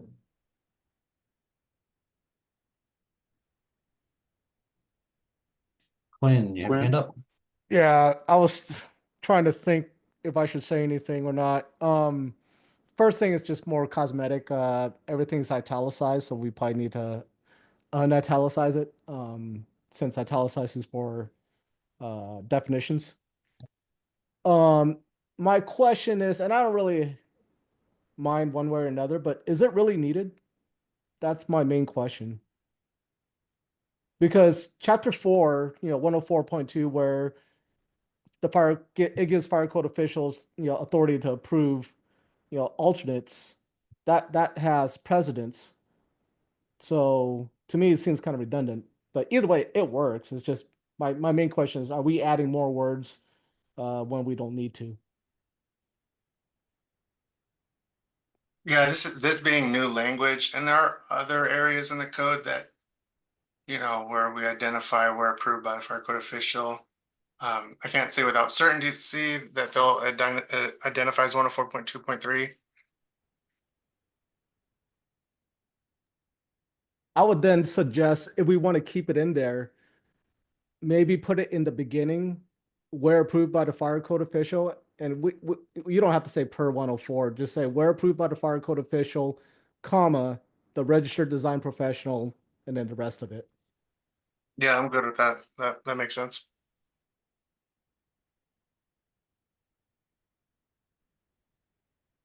I'm sorry, I missed the, if there's a modification there, I missed exactly what the suggestion was. Sure. So that's now, let me rephrase it here. So I would move that sentence that's being added to the very beginning of that entire exception. Eliminate per 104 point, the one of per the 104, eliminate that. And then just put a comma.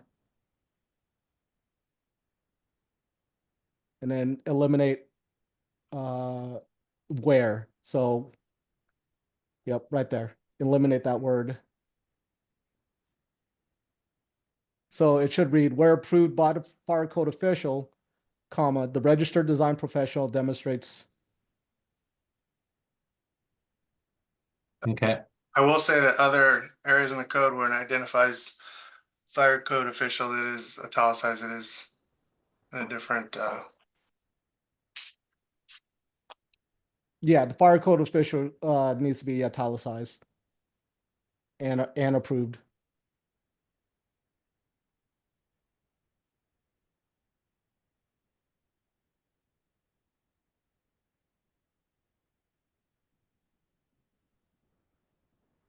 Okay. There's one more thing I'm reading it out loud to myself. The registered design professional, should we add shall demonstrate? Because otherwise it just won't read right. Maybe it should be when the registered design professional demonstrates.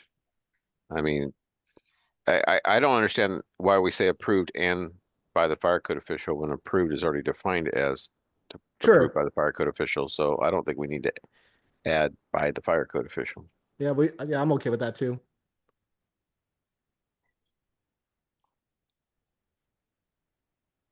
yeah, that's good with me. Because if you said where, well, where approved, or it's just weird having the word where or when again. If I pull that out, does that read how the group wants it? I feel like there should be something more to it because otherwise it's kind of broken. The registered design professional demonstrates. I feel like there should be shall demonstrate.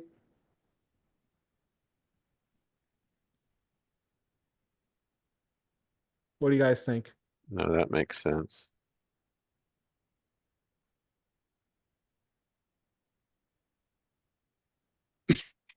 Yeah, I think that reads a little bit better.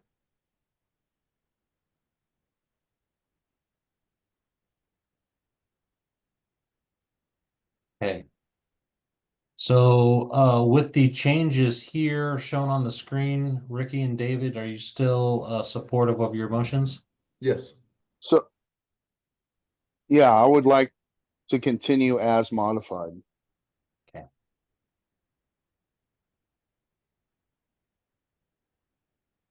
All right, is there any further discussion?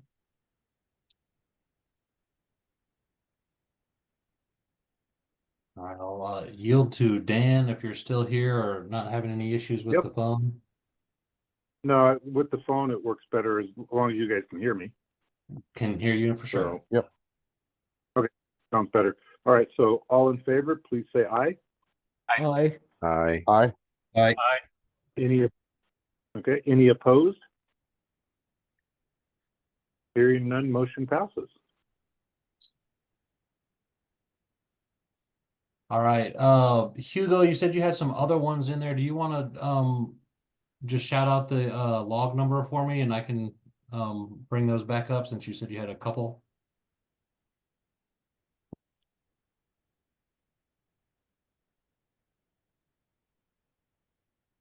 Hugo, are you still here? Oh, sorry, I was on mute. 080 is one, 081, and 082.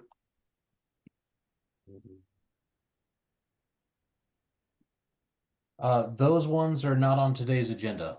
Oh, I may have an old list then. Okay.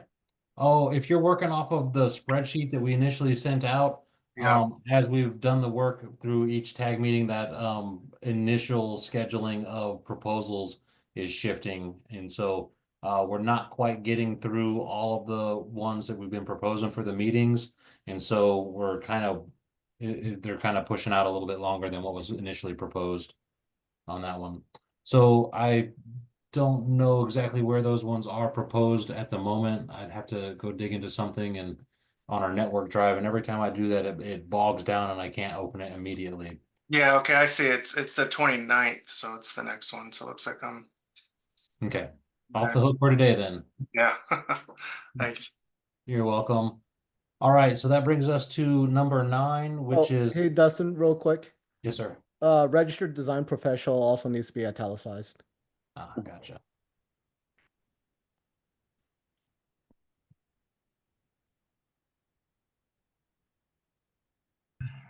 All right, got that one saved.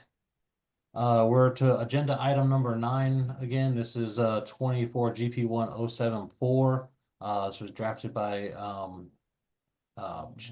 sorry. It was on behalf of the IFC tag by David Mao. And I'll pull that one up for us. And David, could you give us a quick intro to it? Sure. This is one that Ken also helped me with, so thank you, Ken. The proposal is to provide additional options for survivability protection of smoke control system circuits that are applied elsewhere in the code. Examples would be like 913 for fire pumps. This code language is out of the code change proposal F139-24 for the 2027 edition of the International Codes. It's more or less clarifying what type of circuits need protection and then giving options for it. It'll also help reduce costs because currently this code is interpreted a lot to require everything that's related to fire alarm in a continuous raceway. When you have jurisdictions like Puyallup or King County that have full coverage jurisdictions, that encompasses everything. So there's been a push to try and get this clarified. And when you take it to AHJs, they reference NFPA 70, which this does not fall under NFPA 70. That language is not used there. So that's where we're at.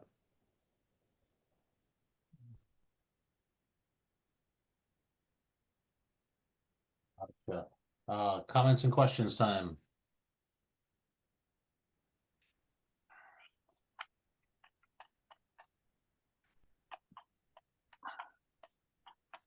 Seeing no hands and hearing no voices, does the tag want to make a motion? I'd make a motion to move this forward, Dustin, Lance. Lance, thank you. And I'll second it. This is Quinn. That was way too easy. So we have a motion and a second. Any comments or discussion? Sorry. All right, so we will move on to the vote. All in favor, please say aye. Aye. Aye. Aye. Any opposed? Hearing none, motion passes. Oh, Quinn has his hand up. Sorry. I just realized that on the agenda, I do have one of my topic up and I have 12 minutes. Okay. Is this something that we want to, we've already talked about it before, so I'm a little surprised it's back on the agenda, but I could talk about it again. 048. Yeah, that's the ESS one. Yeah, let's go ahead and grab that one and we'll bring it forward here.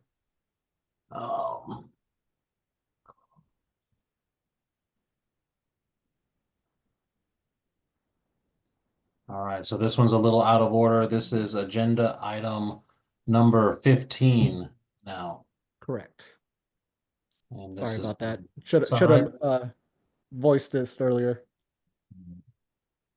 So just really quickly, again, we talked about it before, but we're basically going back to the model code. Number 4 was a state amendment. And so what we're proposing is just, removing item number 4 and going back to the model code and where 5 used to be what, and I spoke with Ken on this one, that we both felt that the 5, which is going to be the new 4, would incorporate some before, and I didn't realize I needed the italicized fire code official So we, under number 5. yeah, so we need to renumber it. I mean, it in the 24 code is 120716. So I guess we're just deleting our amendment, right, Quinn? That's the Yeah. That's all we're doing is deleting the Okay. amendment. So then it should just say 1207.1.6. We should renumber it, and then we should have it as reserved, right? If we're gonna just delete everything. Yeah, I would have to look in here, but if there's more, so if, I guess, let me get in here and show the whack real quick. So this is 1207.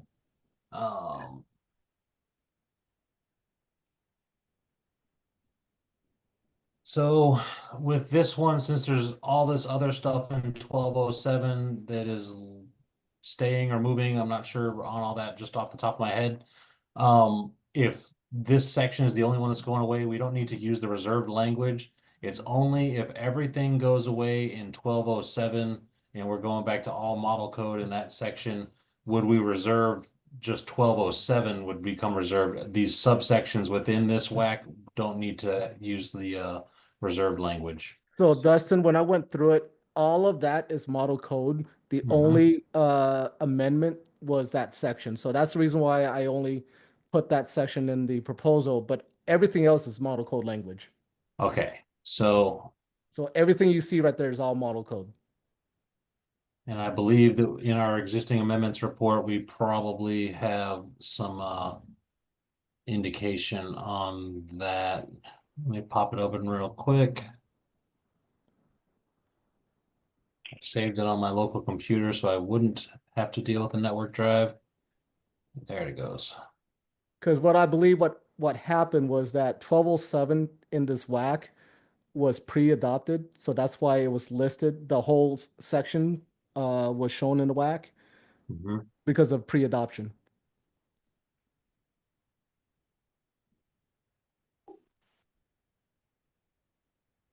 So I wasn't sure if we were supposed to put all of that in there and just strike it all out versus just leaving it out completely. Okay.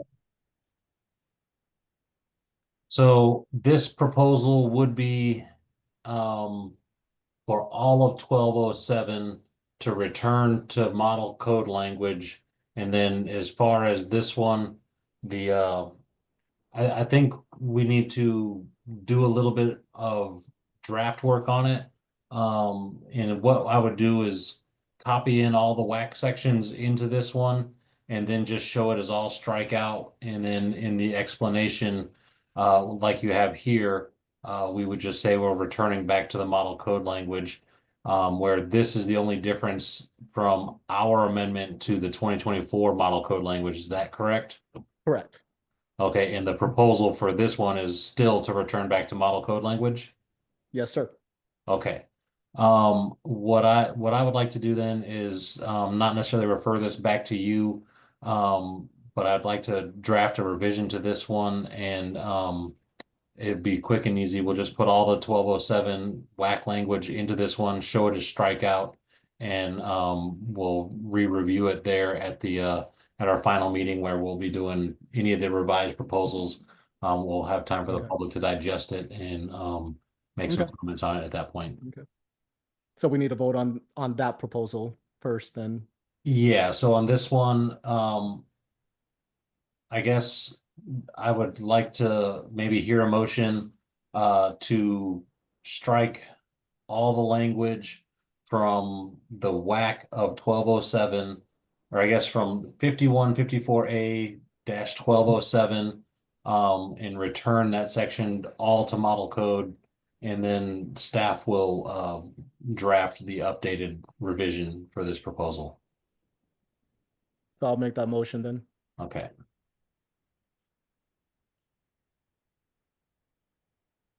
Do we have a second? Second.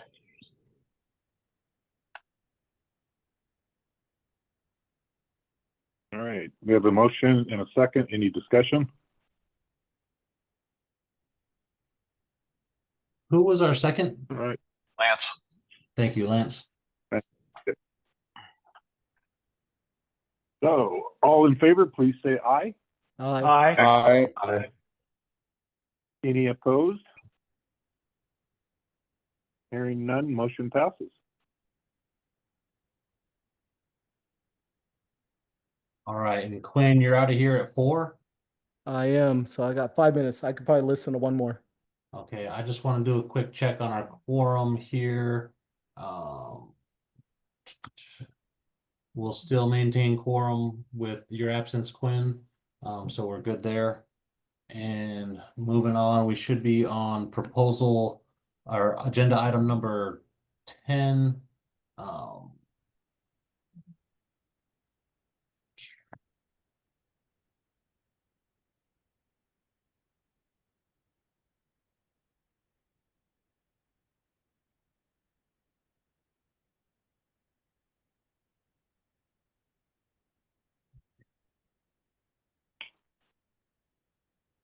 Number 10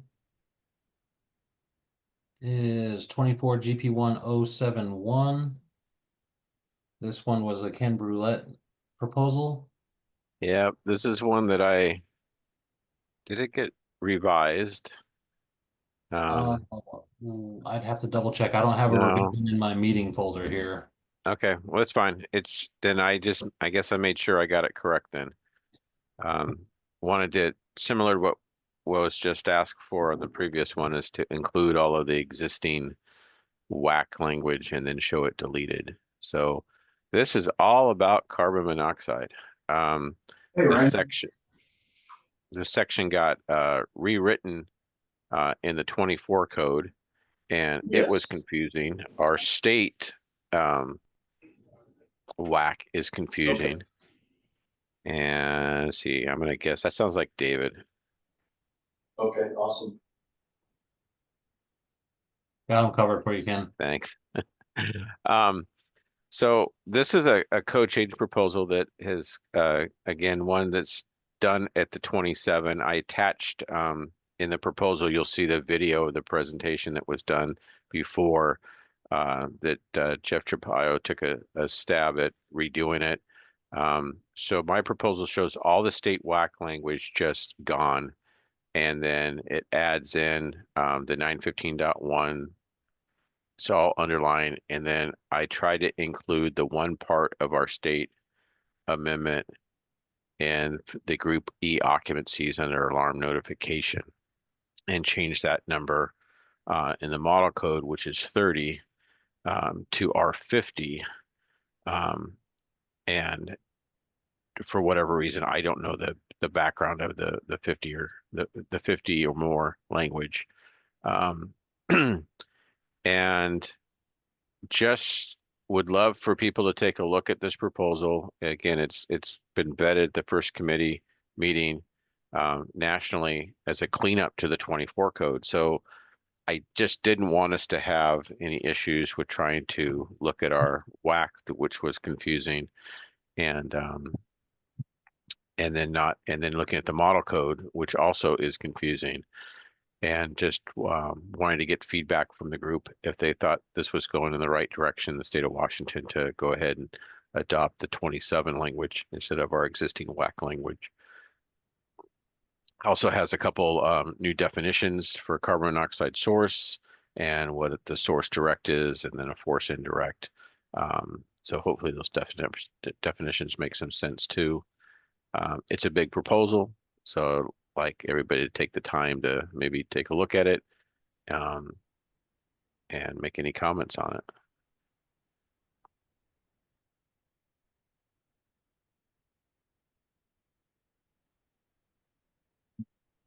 And if anybody wants me to move it to any specific sections, just call them out. I'll be happy to navigate there. So essentially, it's 2027 language nothing changed, correct, Ken? No, it's not. It's the 24 language. Let me see if I get this right. Let me kind of walk through the proposal shows at the very top. So if you can go to the top, Dustin, that would be great. So take the 2024. So we'll start with the definitions. So struck out the carbon monoxide source 2024 definitions and put in a new carbon monoxide source definition, and then also a new carbon monoxide source direct and a new carbon monoxide source forced indirect. So that would be the first change to the model code of 24. And if you scroll down, I'm showing then all of the WAC language for the building code and the fire code that will just get struck. So the first section here is sections that are identical in both WAC 5154A and 5150. And then we have 2024 IFC sections 915 that are struck. So this is model code languages being struck and changed, Ken? Yes, Okay. you are correct. So it's easier just to show it struck. So all of it is struck. And then this is all 2027 language, the underlying stuff. Yes, but Okay. yeah. And just reconstructed to make it flow better. And if you really read down it, and if anybody took the time to look at the video, the presentation that was done nationally, it would help explain all of it. So the first definitions are definitions you are adding. They're not from the model code 24 or 27, correct? No, they're proposed for the 27. Okay, so everything is 2027 that you're putting in new, just you've reorganized the sequence. Everything is new for 27, and it is the proposal for 27. I haven't done anything to it besides copy it and move it in for the state of Washington. So our 24 code will look like the 27 code, since everybody at the national level feels the 24 code got it wrong. And the 27 proposal is not yet approved, but generally there's consensus building towards it. It has not been voted on, yes, because they're still going through the second code hearing, but the first one went through with, I think it was 13-0, 14-0 at the committee. Okay, all right, okay, good, thanks.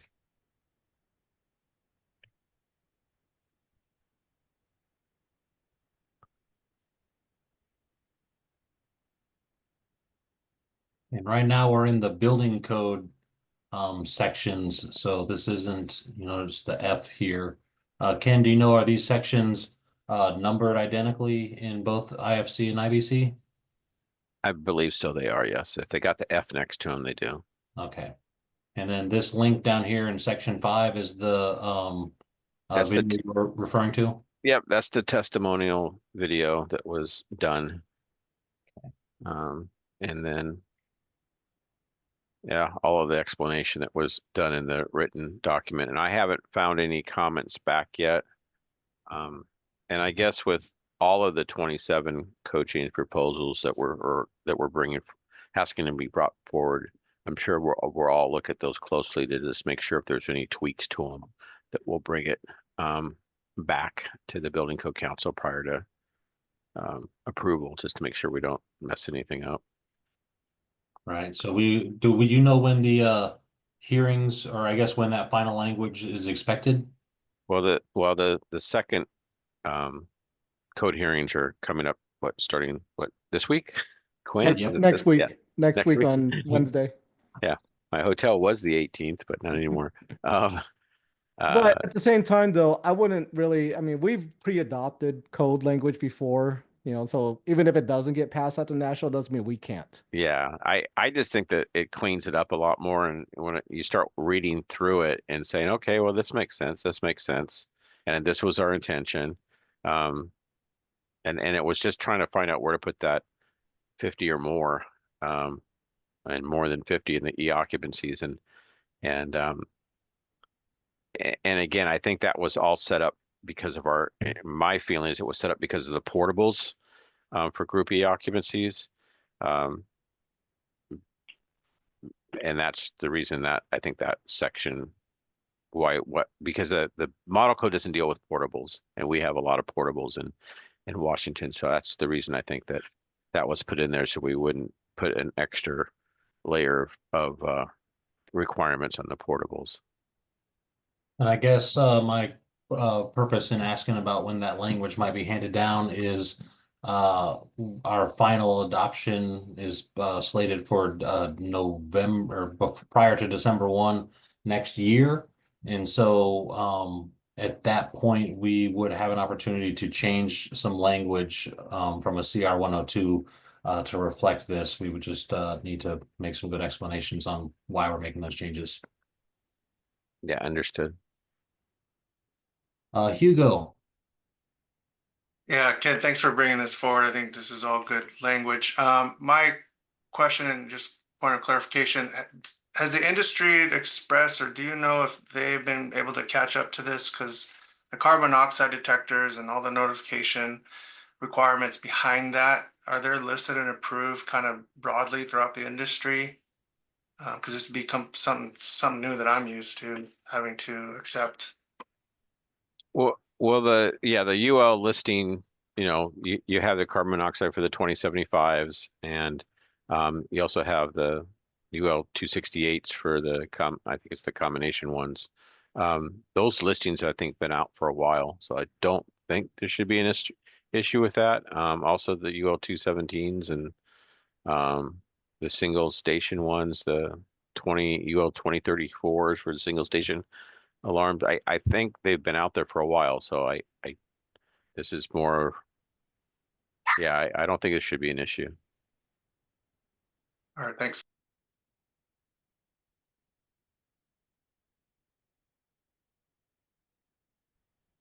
All right, anything else for Ken?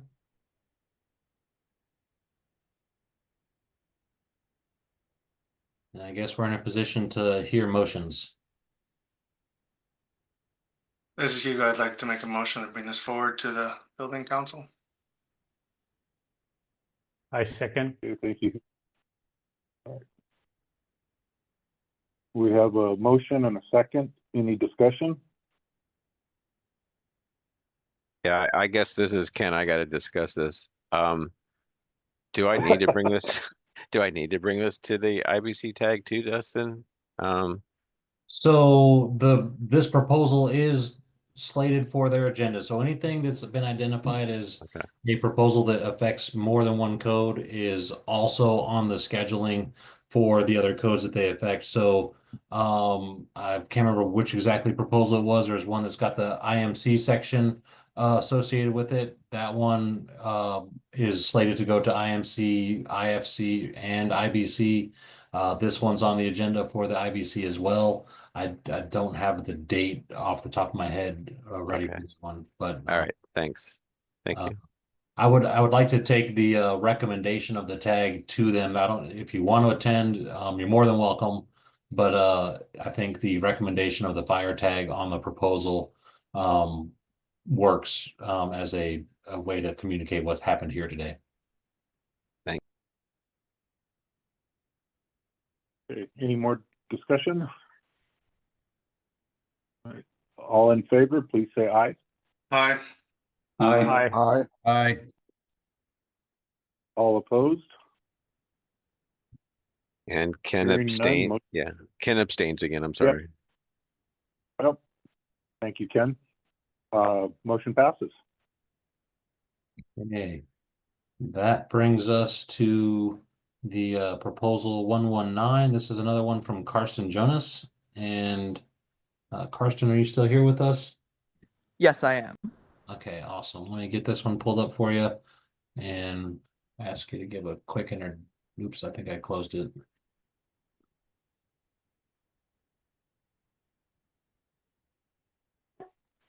There we go. So basically, if you've gone to another country such as Canada, you've probably noticed that the exit signs in their buildings look a little different. In most countries, there's a pictogram like symbol that's standardized. And basically, this seeks to do that here too. Alrighty. Questions or comments for This Carson? is optional, so like if they want to do the old-fashioned kind of exit signs, they can still do that. Yeah. Hey, Dustin, on his other proposal too, it says see attached PDF. Do you have that attached PDF anywhere? Because it wasn't in the.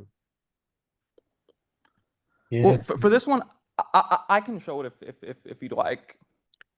Yes, please, Carson. I don't have it pulled down in my meeting folder right here. We should have them though, saved on our network drive. Let me stop the share. So Karsten, if you can share that, you should be able to now. Hang on, I'm working on it.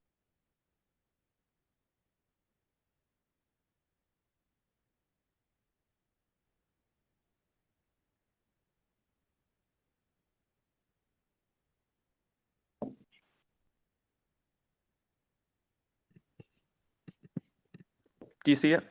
Yeah, so last time you shared is doing the same thing that on our screen share, it's only showing a quarter of your screen. It's only showing the top left quarter. So if you can shrink what you got going to there, we'll be able to see the entire thing. But like right now, I see the green signage, I guess, that is proposed somewhere else. Do you see the? Does this work now? It works. It's tiny, but I think that if you can read it for us, if the content. Can you point out the like roughly where like my mouse cursor is with regards to the? Like right now, you're in about the middle of our screen share. And so what we're seeing, the last line is the currently the waste as textual exit signs sitting line. So the last paragraph, it looks like, or right before industries impacted. Alright, so anyways. So yeah, as we know, there's an international standard for how exit signs should look, and this has been adopted in many countries around the world, including Canada, in the past decade. And currently, well, the IBC and IFC don't exactly recognize it, although one of the UL standards that's incorporated by reference does allow it, technically, for internally illuminated exit signs, but not externally illuminated ones. Nonetheless, I have become aware of some US jurisdictions where this has been used as an approved alternative method in a few buildings in Massachusetts and some in upstate New York. Yeah, there's reasons why we want to do this. Also, that arrow is much larger than the old-fashioned way of the small arrow. Now, the greatest benefit to doing this would probably be in like occupancies like hotels or international airports or places like that.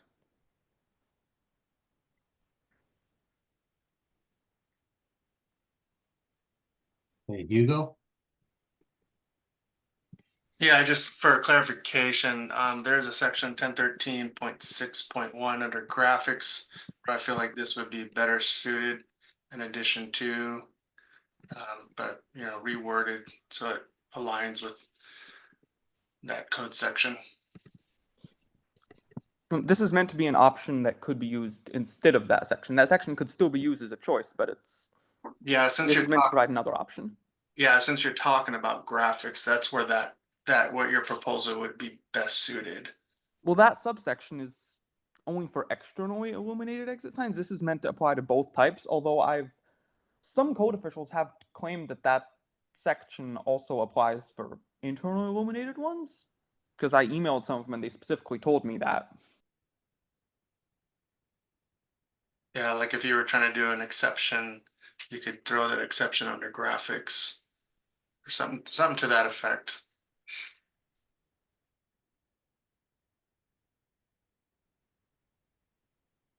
We're just trying to avoid, you know, highlighting graphics in different sections of the code and just trying to keep everything consolidated.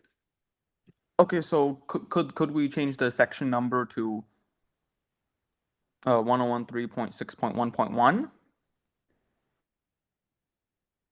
So make it a subsection of 1013.6.1. Yeah, that makes more sense.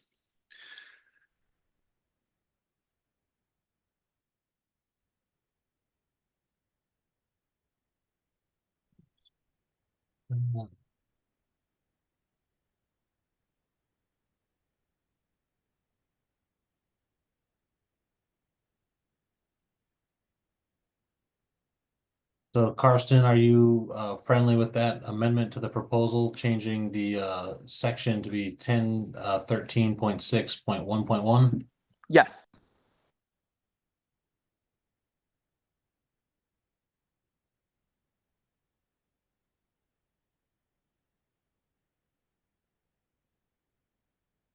Okay. Ken. Yeah, I'm sorry, I'm not ready for this yet. I'm hoping that this has been brought up and talked about at the national level. This is I think a big, a big change. I don't know if it's going to affect at all raised character and braille exit signs on 1013.4 because it says where exit signs are provided for area of refuge. If this is going to be an issue because this sign proposal doesn't address that, I would not be supportive right now of this. I just think it's too big of a change right now without going to the national level with it. That's just my opinion. Thanks. Well, for internally illuminated exit signs, it's technically already allowed because the code references a UL standard that has for quite some time allowed it. I'm currently screen sharing that. Yes. I see 42 and 42.1. Yeah.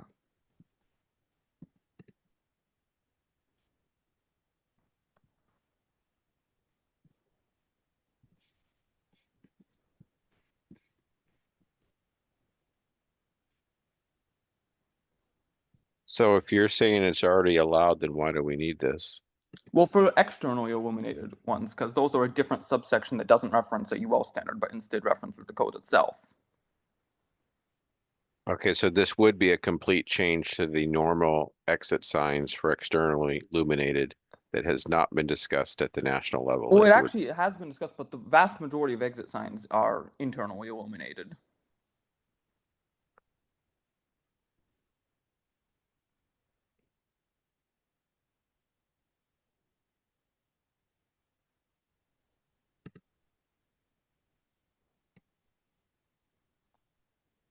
Hugo. Yeah, I think there is a place for this. I understand the intent and I do see it a lot internationally. It makes sense. And there's probably a place for it in addition to the existing graphic. So maybe some of that language should reference that, in addition to, or were approved, that kind of thing. I think you're gonna have a problem with industries and architects buying off on this, just because the complexity of purchasing and the convenience of some of the existing exit, having egress task lighting associated with it, those kind of nuances. But yeah, that's just kind of my overall. Well, this proposal does not require this. They could still do it the old-fashioned way if they want. This proposal is meant to allow another option, not to Yeah, prevent what. and that's what I was saying. I think there's a place for the language needs to be cleaned up. I don't recall 100% what you had written, but What I said was in lieu of or in addition to. So basically and it's permissive, not required. okay. Yeah.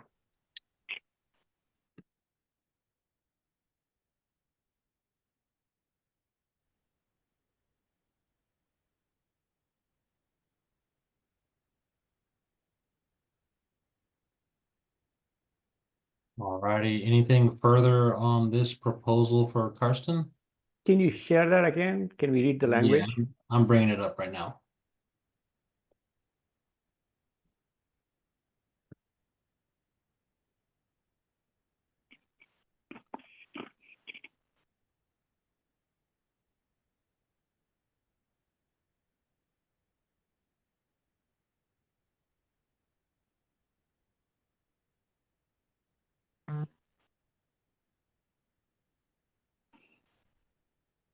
And Carson, the image that you were sharing from the standard was from the international standard 7010 or some other?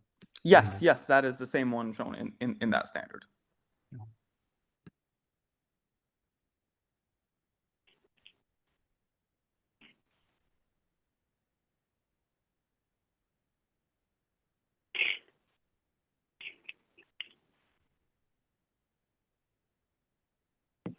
So I think that the language needs to be clarified. I don't like the idea in lieu of or in addition to. I think it'd be more or less or approved or I like the idea of giving that option if whoever wants to install that. But I wouldn't want to substitute. And maybe I'm reading it wrong, but it sounds like in lieu of the word exit. Yeah, Well, I yeah, like that suggestion of where approved exit sign may include or but you also may include, but it should get substituted, right? Because do you want to strike the words in lieu of so that in addition to is the only part that remains? Is that what you're trying to do? No, I wouldn't want to add this as a required addition, but just more or less an option. So Because yeah, again, that's why it specifically says may and not shall or must. It says may.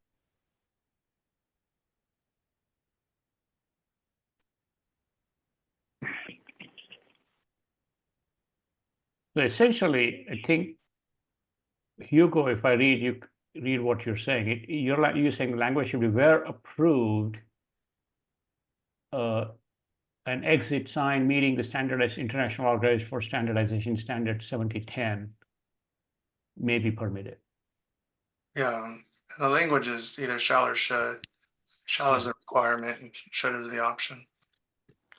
Well, yeah, I intentionally didn't use shall. I just said may so that they. No, I think you got it to be too wordy is what we're saying. We want it more concise to say where approved this pictogram, whatever the reference standard is, may be used as an exit sign. Okay, well, the where approved would mean that they'd have to get a special permission from AHA to do that. Yeah, so in lieu is also is where they need permission. You can't just substitute. Well, yeah, so this is meant to allow by default it as an option. So where approved will also be an option. I know, but I'm deliberately doing against that because I want it to be allowed by default so that any building owner can choose to use it without having to get a special approval.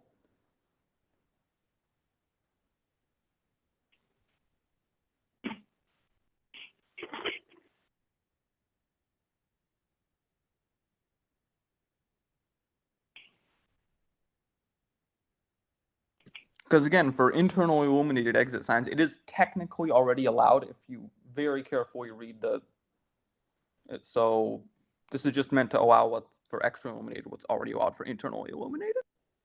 Yeah, so as we go back to definitions in lieu of, Webster says in place of or instead of. So if I was going to say, well, instead of an exit, the traditional exit sign, I want to use this. Yes, that's what this allows. But that needs my suggestion is that needs AHJ approval. Okay, so do we want to change it to start with in addition to or where approved in lieu of?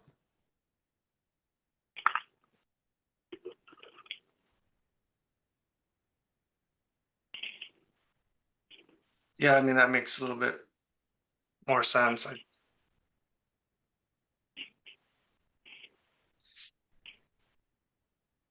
Really, I don't know if I drafted that correctly in there. Are we proposing to just take the in addition to and remove it place it before in lieu of? So should I be removing this section here? Yeah, that's sort of what I think we're trying to do.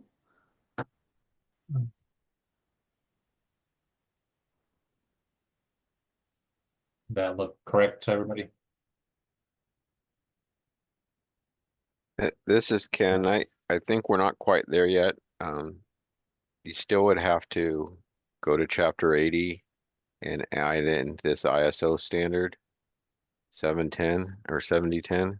It's not listed as a reference standard right now, and you're referencing it. So we could do that. Yeah, so I think, you know, we do like what we've done for other ones is maybe ask the proponent to bring it back and take what we've given them and make those changes so we're not just continually trying to do it on the fly. Alrighty, could Dustin or someone email me once this meeting is done and I'll make the changes? Yes.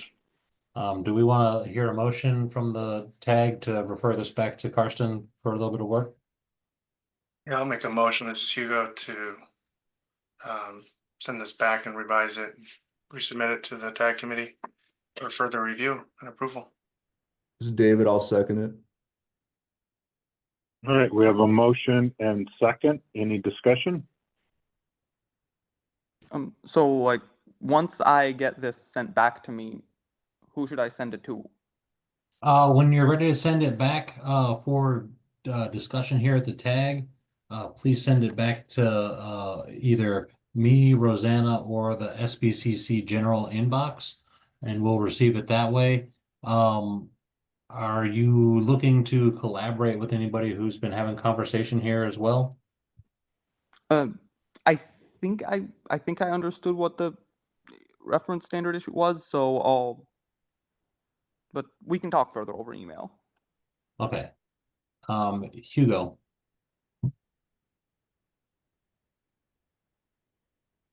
You're muted if you're talking.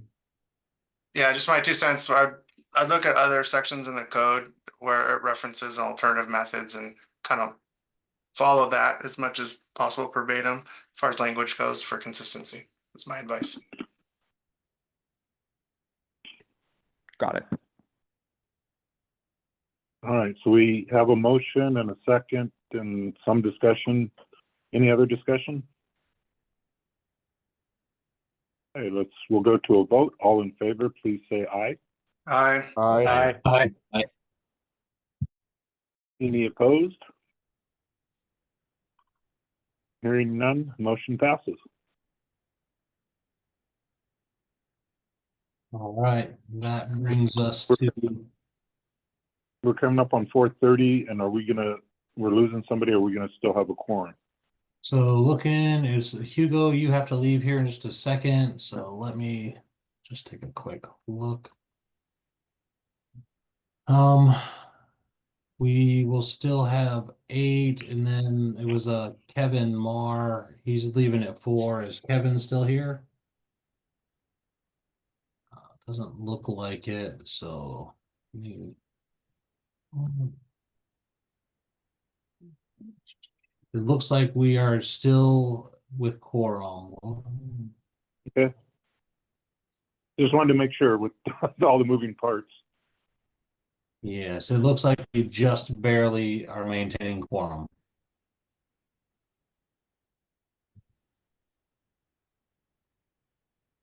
Okay. So with that one, we changed that one. So I will return to you, Karsten, the revised version of this one. And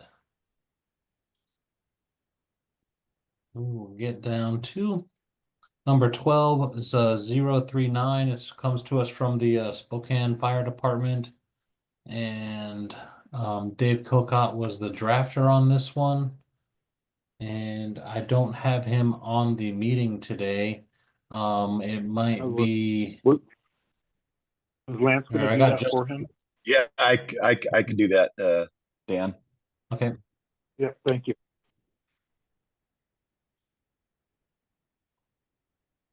Okay, Lance, this one's pulled up. If you want to give a quick introduction, and then we can open up for discussion.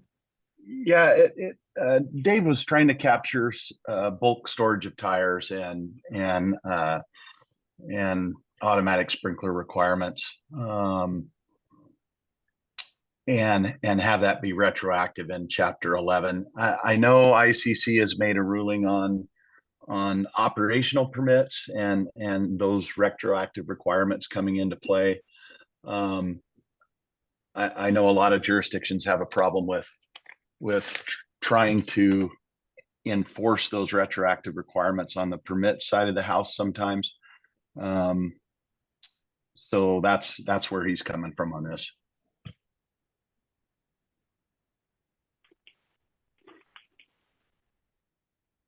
Okay, other comments or questions for Lance?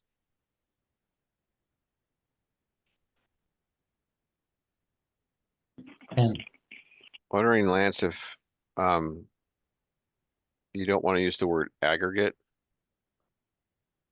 The Yeah, aggregate. I would be amenable to that. So like the base code language, it's funny because the base code language talks about buildings and structures where the area for the storage of tires exceeds 20,000 cubic feet. But then you look at the code change proposal that was put in, and it talks about the aggregate volume of stored tires exceeds 20,000 cubic feet. So I'm not too sure if there's an editorial issue here with the model code and what the proposal was when it went into the 24 code. So we might want to take a look at that, because I think the goal here is that it's inside of a building, and it's, is it just the area of the tire storage, or is it if I have multiple tire storage areas, I add those all up to get to the 20,000 cubic feet. And then the cost, if you could scroll down to the criteria for the cost when it's the economic impact.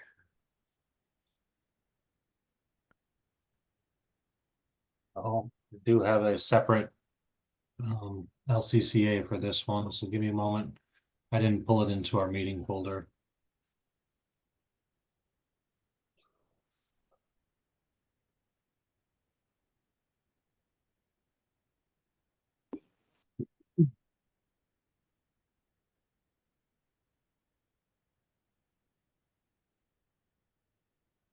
And Ken, I think Dave's intent was to just mirror the model code language.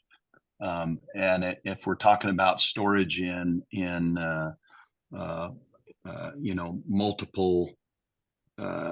multiple separate areas that are not under the same roof and not separated by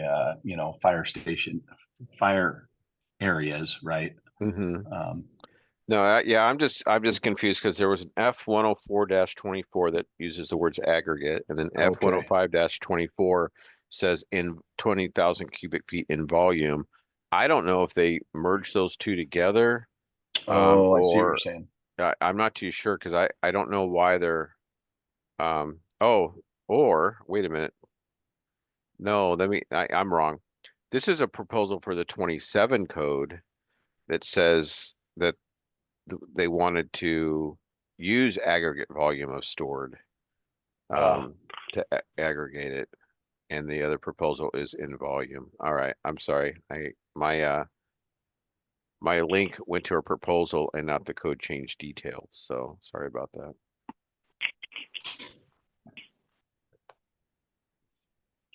Do you know if there was a national code change proposal for chapter 11 for this? I don't. Okay, let me see if I can find it.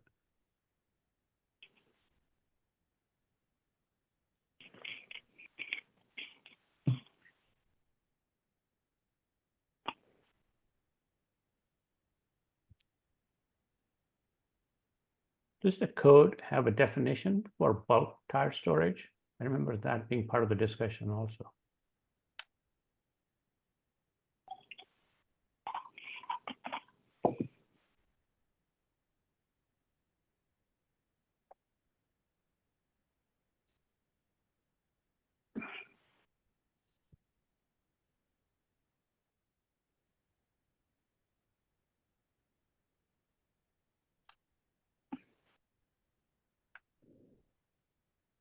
So on this life cycle cost, I don't know if I actually did receive one from Dave. I have stuff on other proposals he submitted, but not one specifically for this one. So this might be something that got left in here by mistake on his part. I'm not sure. I'd have to reach out to Dave on that. I Yeah, I can was ask wondering him. about. He's at the conference with us today. I can ask him.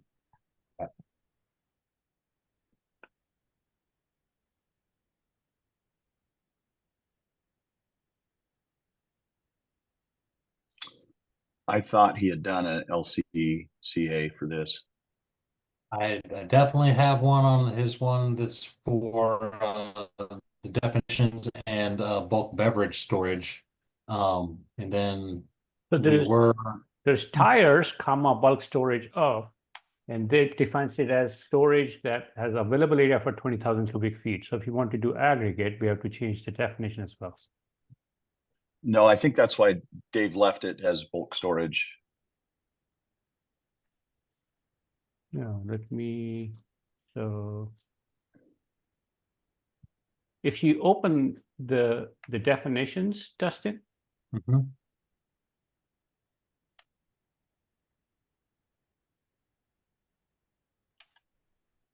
Which one are we looking to grab?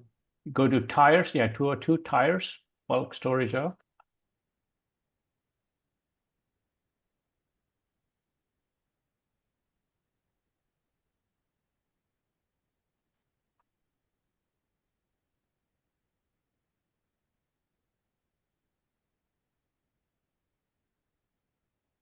Yeah, so that's where the confusion comes in, because you could have the area available for storage exceeds 20,000 cubic feet, but I ain't storing 20,000 cubic feet of tires.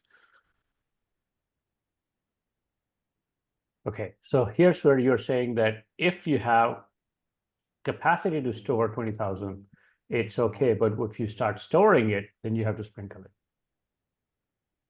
Is that what you're saying? Or that's Yes. what I'm interpreting it. Yes. Okay.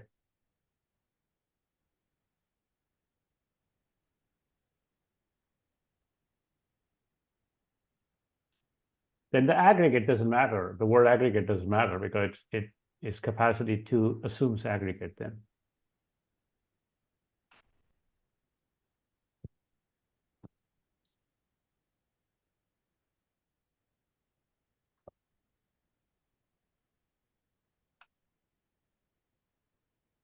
Okay.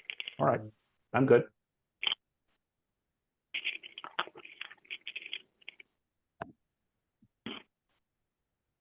So I'm just thinking of all of the existing tire stores that aren't sprinklered. Is that what the issue has been? Is Yes. so they either reduce their amount of tires or they somehow sprinkler? Yep. But you're not allowing them to use firewalls because it doesn't say building structures where the fire area for the storage of tires exceeds 20,000 cubic feet, just the, because again, it says where the area for the storage of tires exceeds 20,000 square feet. It's 20,000 square feet.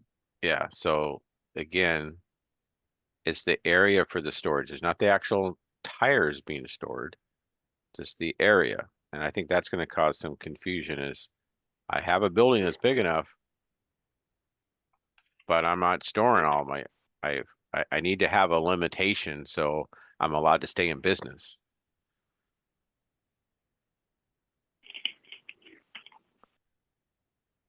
Yeah, I see what you're saying, Ken. And that's why I think the code change proposal that talks about volume, storage of the tires, the volume of the storage of tires is not just the building area. Because I don't think that was the original intent. That's why I think it's messed up in the 24 code, and maybe we should be looking at chapter 9 right now in the 24 code if it's messed up there.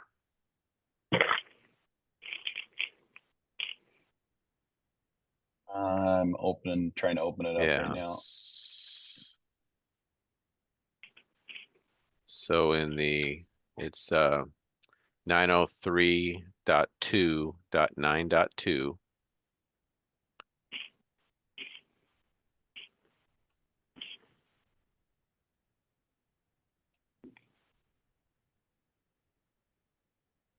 .903.2.9.2. Yeah, 903.2.9.2 bulk storage of tires.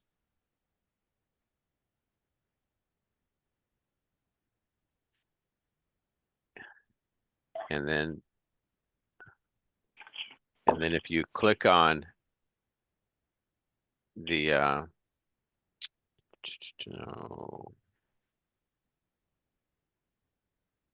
903.2.9.2. So if you look at the proposals that are being, you see where it says a CDP, that you have access to look at those? I do No. not. Okay. Well, I do. um, and that's the two proposals. Is it's one of them says it's adding the words in volume, and then the other proposal says aggregate.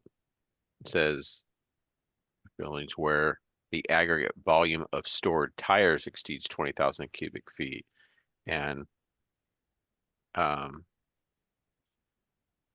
yeah, it's just basically to intent. It's the volume of the tires, not the floor area. Gotcha. Yeah. Gotcha.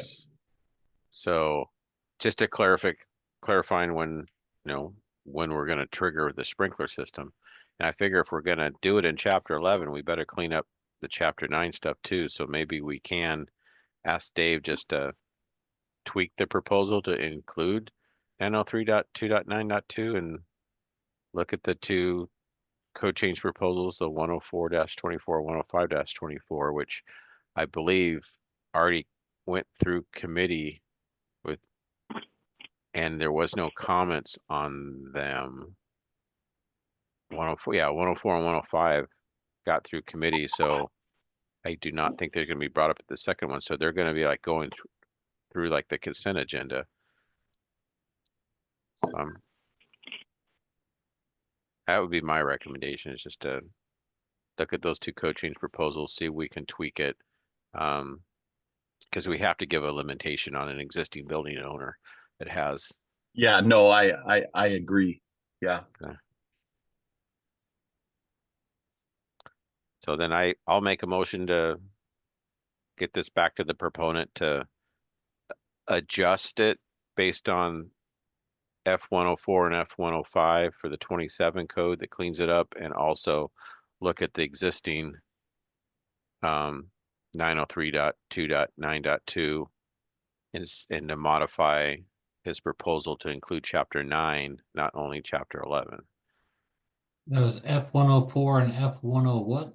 105-24, both of them.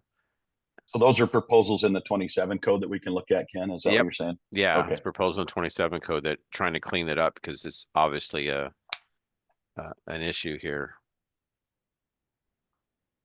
Okay, I would second that. Okay, we have a motion on the floor in a second. Any discussion?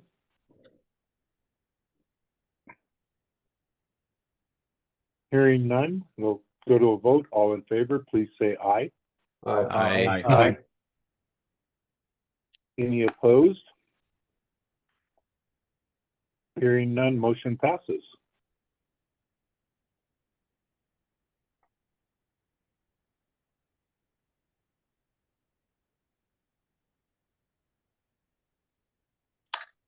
And then this, Dustin, we got what, 15 minutes left, so. Yes. So looking at what we have for section 13, this is 044. It's a Ken Brulette proposal. Let me pop it open.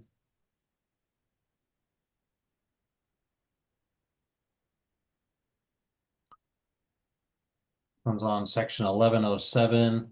And Ken, you have two proposals on this one. Yes. That are slightly different. Yep. Would it help to kind of look at them side by side? Nope. Okay. Just take it one at a time. Gotcha. This one's a little more simple. This is so there's section 1107 in the 24 code energy storage system. So if you remember, chapter 11 is our retrofit. But these sections here, it's not a building feature retrofit type thing. It's an ongoing operation and maintenance thing, and it really needs to be in chapter 12. So this was a 27 code change proposal was just to renumber these and bring these back into chapter, or put this into chapter 12 and not in chapter 11. It was just put in the wrong section. So they're just, you know, relocating it back from chapter 11 back into chapter 12. That's the explanation, is down in the number. Yeah, the 5 there below kind of explains it. So it's not changing any requirements. It's an operational issue. It's not a construction issue. That makes sense. We're not telling anybody to build anything here. This is all about operations. So they're just relocating it back to chapter 12.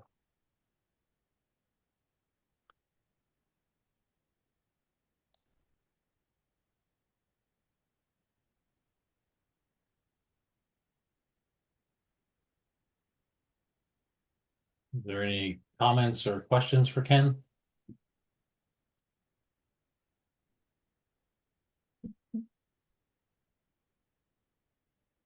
Alrighty, I guess we're in a position then to entertain motions from the tag.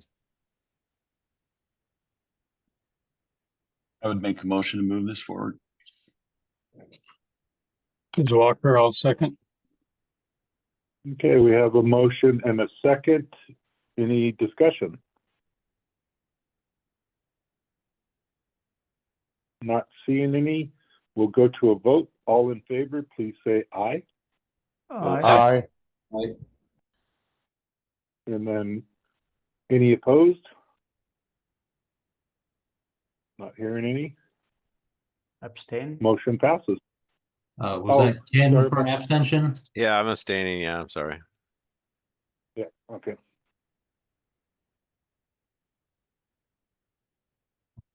Righty. And that brings us to 045, which is also a Ken Brulette proposal on the same section, but on a different topic, I think.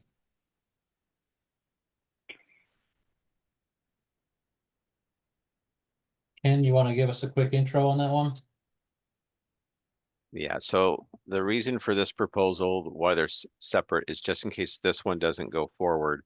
The last one moved this section to the right location. So if you realize that the 1207.12, 1207.12.1, and 1207.12.2, this is the same stuff what we just did. So it's the same language.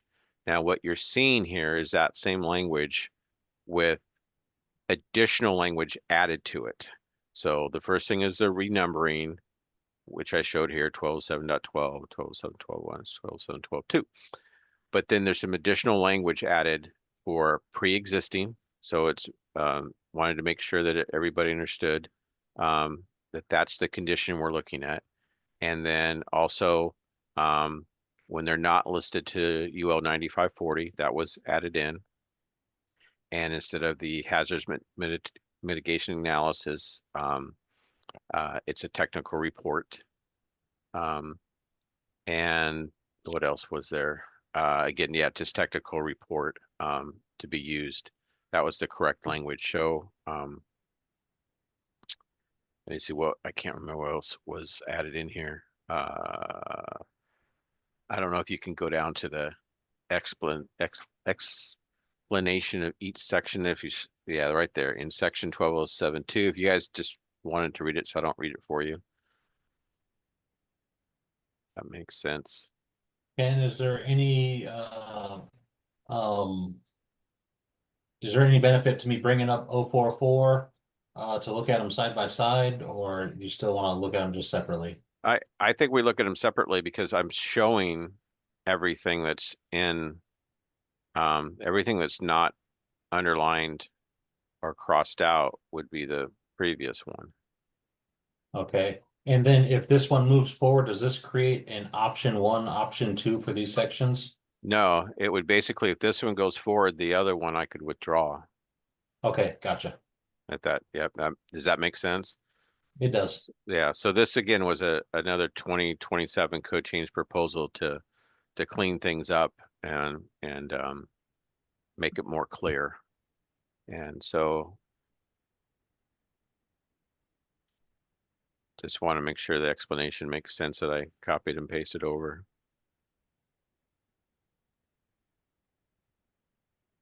Samir. What triggers this code section? If somebody has a lithium-ion battery, how do they get to now this is required if they don't do any changes? So, so how do I get to using the 1207.12 section? Is that what you're saying? Yeah. So let's see if we can look at, and I don't know how much time do we have left here? 10 minutes. Okay. We got about 11 minutes. Okay. So, so if you could look at the 1207 section now, and it only goes up to 11. So there's nothing in here that is a pointer in 1207 that tells you to go to 1207.12. This is just a new section, 1207.12, that has to do with pre-existing lithium-ion technology energy storage systems. So I start there. If I already have an ESS and it's lithium-ion technology, that's why I would be going to this section. And then the values have to exceed the table amounts in 1207.13, and they cannot, and that they are not listed to UL 9540. But the owner doesn't know that this is required. So fire inspector goes in and say, oh, you got a system, you have to update it now. Is that how it So, works? well, so if you look in the 24 code, so now this is where you have to look at in chapter 11. This language is already in chapter 11 in the 24 code.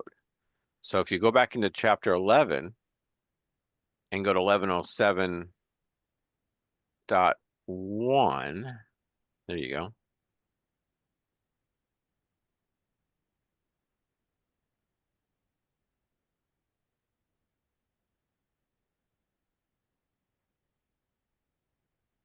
So this is already in the 24 code. Yeah, but my question still stands because on the design side, somebody comes in, but out of the blue, they change it. The inspector showed up and said, now I have to change all this. That is exactly how it gets policing, right? There is no trigger, there's no permit required, nothing. That's a bad thing in my view. There should be a trigger that Okay, so if you are making changes, then thou shall be required. So this is an operational thing. It's not a new construction thing. It's not like, so we have an existing 24 code that has this section 1107.1. No, I get it. I think it doesn't work there either, right? That's why it got moved into the operational part of chapter 12 and not a construction retrofit requirement in chapter 11. That's the reason that it's being moved into chapter 12. Now we're trying to clean up the language that's in 1107.1 so people understand it better. So it's so if you have so you basically if you installed something prior to the jurisdiction's adoption of the 2018 or later edition of the code, then you shall provide a fire code official failure modes and effective analysis or other prudent. So it's already in there and somebody could still be requiring it. We're just trying to, I don't know how to explain it. It's just like any other operational thing that's changed in the code. That's something that's new. Yeah, you have to do an outreach in your jurisdiction. And if you already know that somebody has installed an ESS that's larger than what's in those tables, and it was done maybe without a permit, that now you have the ability to go back and give it some requirements. And those requirements would be to have a report done. It would just be like in dust collection, where dust collection, If a inspector walks in and they can just require you to do a ducts collection analysis based on what they see, it's just a different aspect of the fire code. This is for energy storage systems that if you installed one and it meets those criteria, you would have to do one of these things. That's why I think the cleanup language, which is proposed, is that not only do you have to be and have more quantity than is in the table, they also have to not be listed to UL 9540. So if I had already had a system installed in my building and it was listed to UL 9540, I would not have to comply with this. But if I had installed a system that was not listed to UL 9540, then I would have to comply. That's all I got.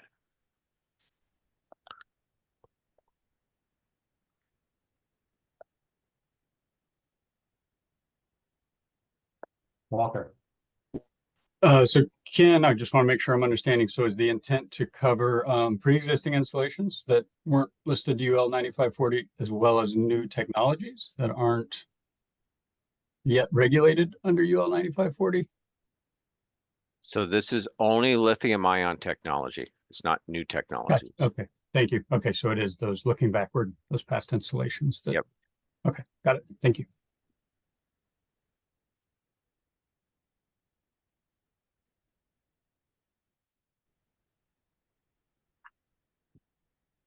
Do we have any more comments or questions for Ken?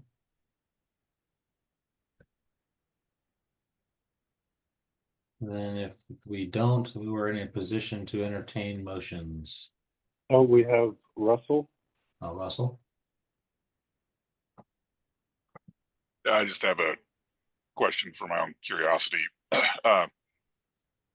Changing the analysis from the approved hazard mitigation to technical report, is there a definition of that points you to what needs to be in the technical report, since you're striking out the FEMA or other approved hazard mitigation analysis?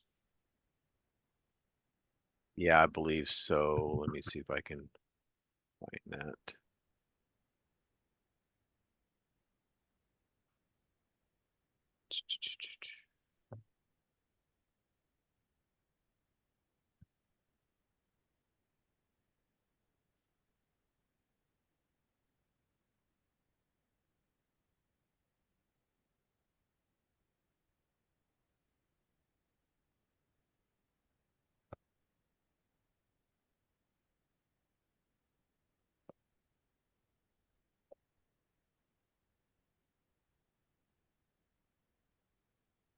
Your question is like, what do I basically provide the fire code official technical report in accordance? So you go back to that section 10422.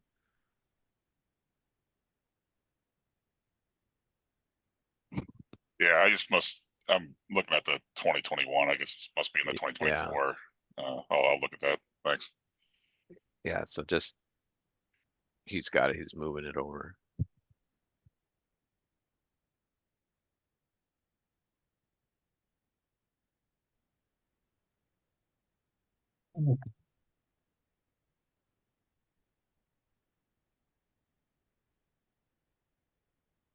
Yeah, it is. There you go. So that's the requirement for the report, and then. Okay, great. I just couldn't find it, but I realized now I'm looking at the 2021. So thanks. Okay. All right. Anything further? We've got about 2 minutes left on this one. And seems like we're in a position to entertain motions on this particular proposal.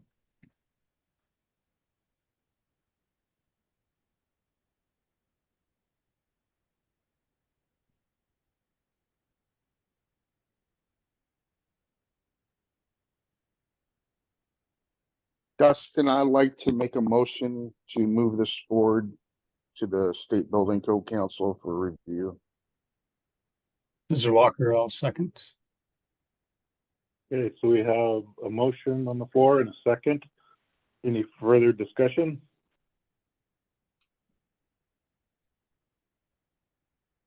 Seeing none, we'll move to a vote. All in favor, please say aye.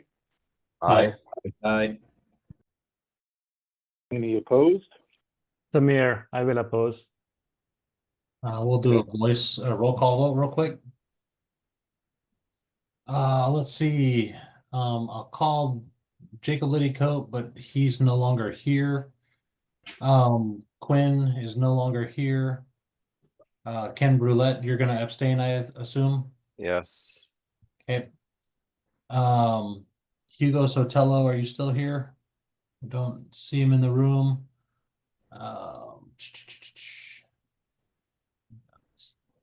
Sidetracked here just a little bit. All right. Ricky Campbell. Aye. Yes. Walker Danucci. Aye. Sean Morgan. Yes. Samir Mokashi. Oppose. David Mao. Yes. And Lance Dahl.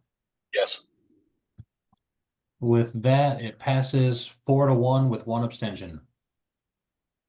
1, 2, yeah. So our chairs are quorum, so we don't have 7 votes on that. Moving forward.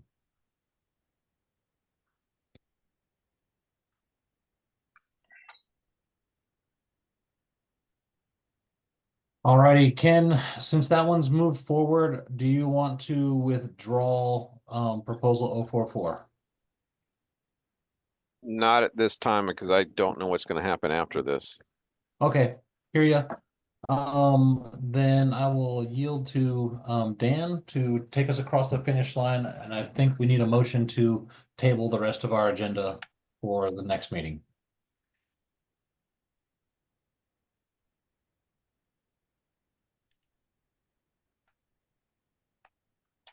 So moved to table the rest of the agenda so for the next meeting. Thank you, Ken. Do I have a second? Lance, second. Lance. Discussion? Hearing none, we'll go to a vote. All in favor, please say aye. Aye. Aye. Any opposed? Hearing none, motion passes. We're at 5:01 on mine. Long day today. Thank you all. We're doing quite a bit of work today. And then we will all adjourn and see you all next week. Thank you. Thank you, everybody. Thanks. Bye, everybody. Thank you. Thanks for letting me participate. Very welcome.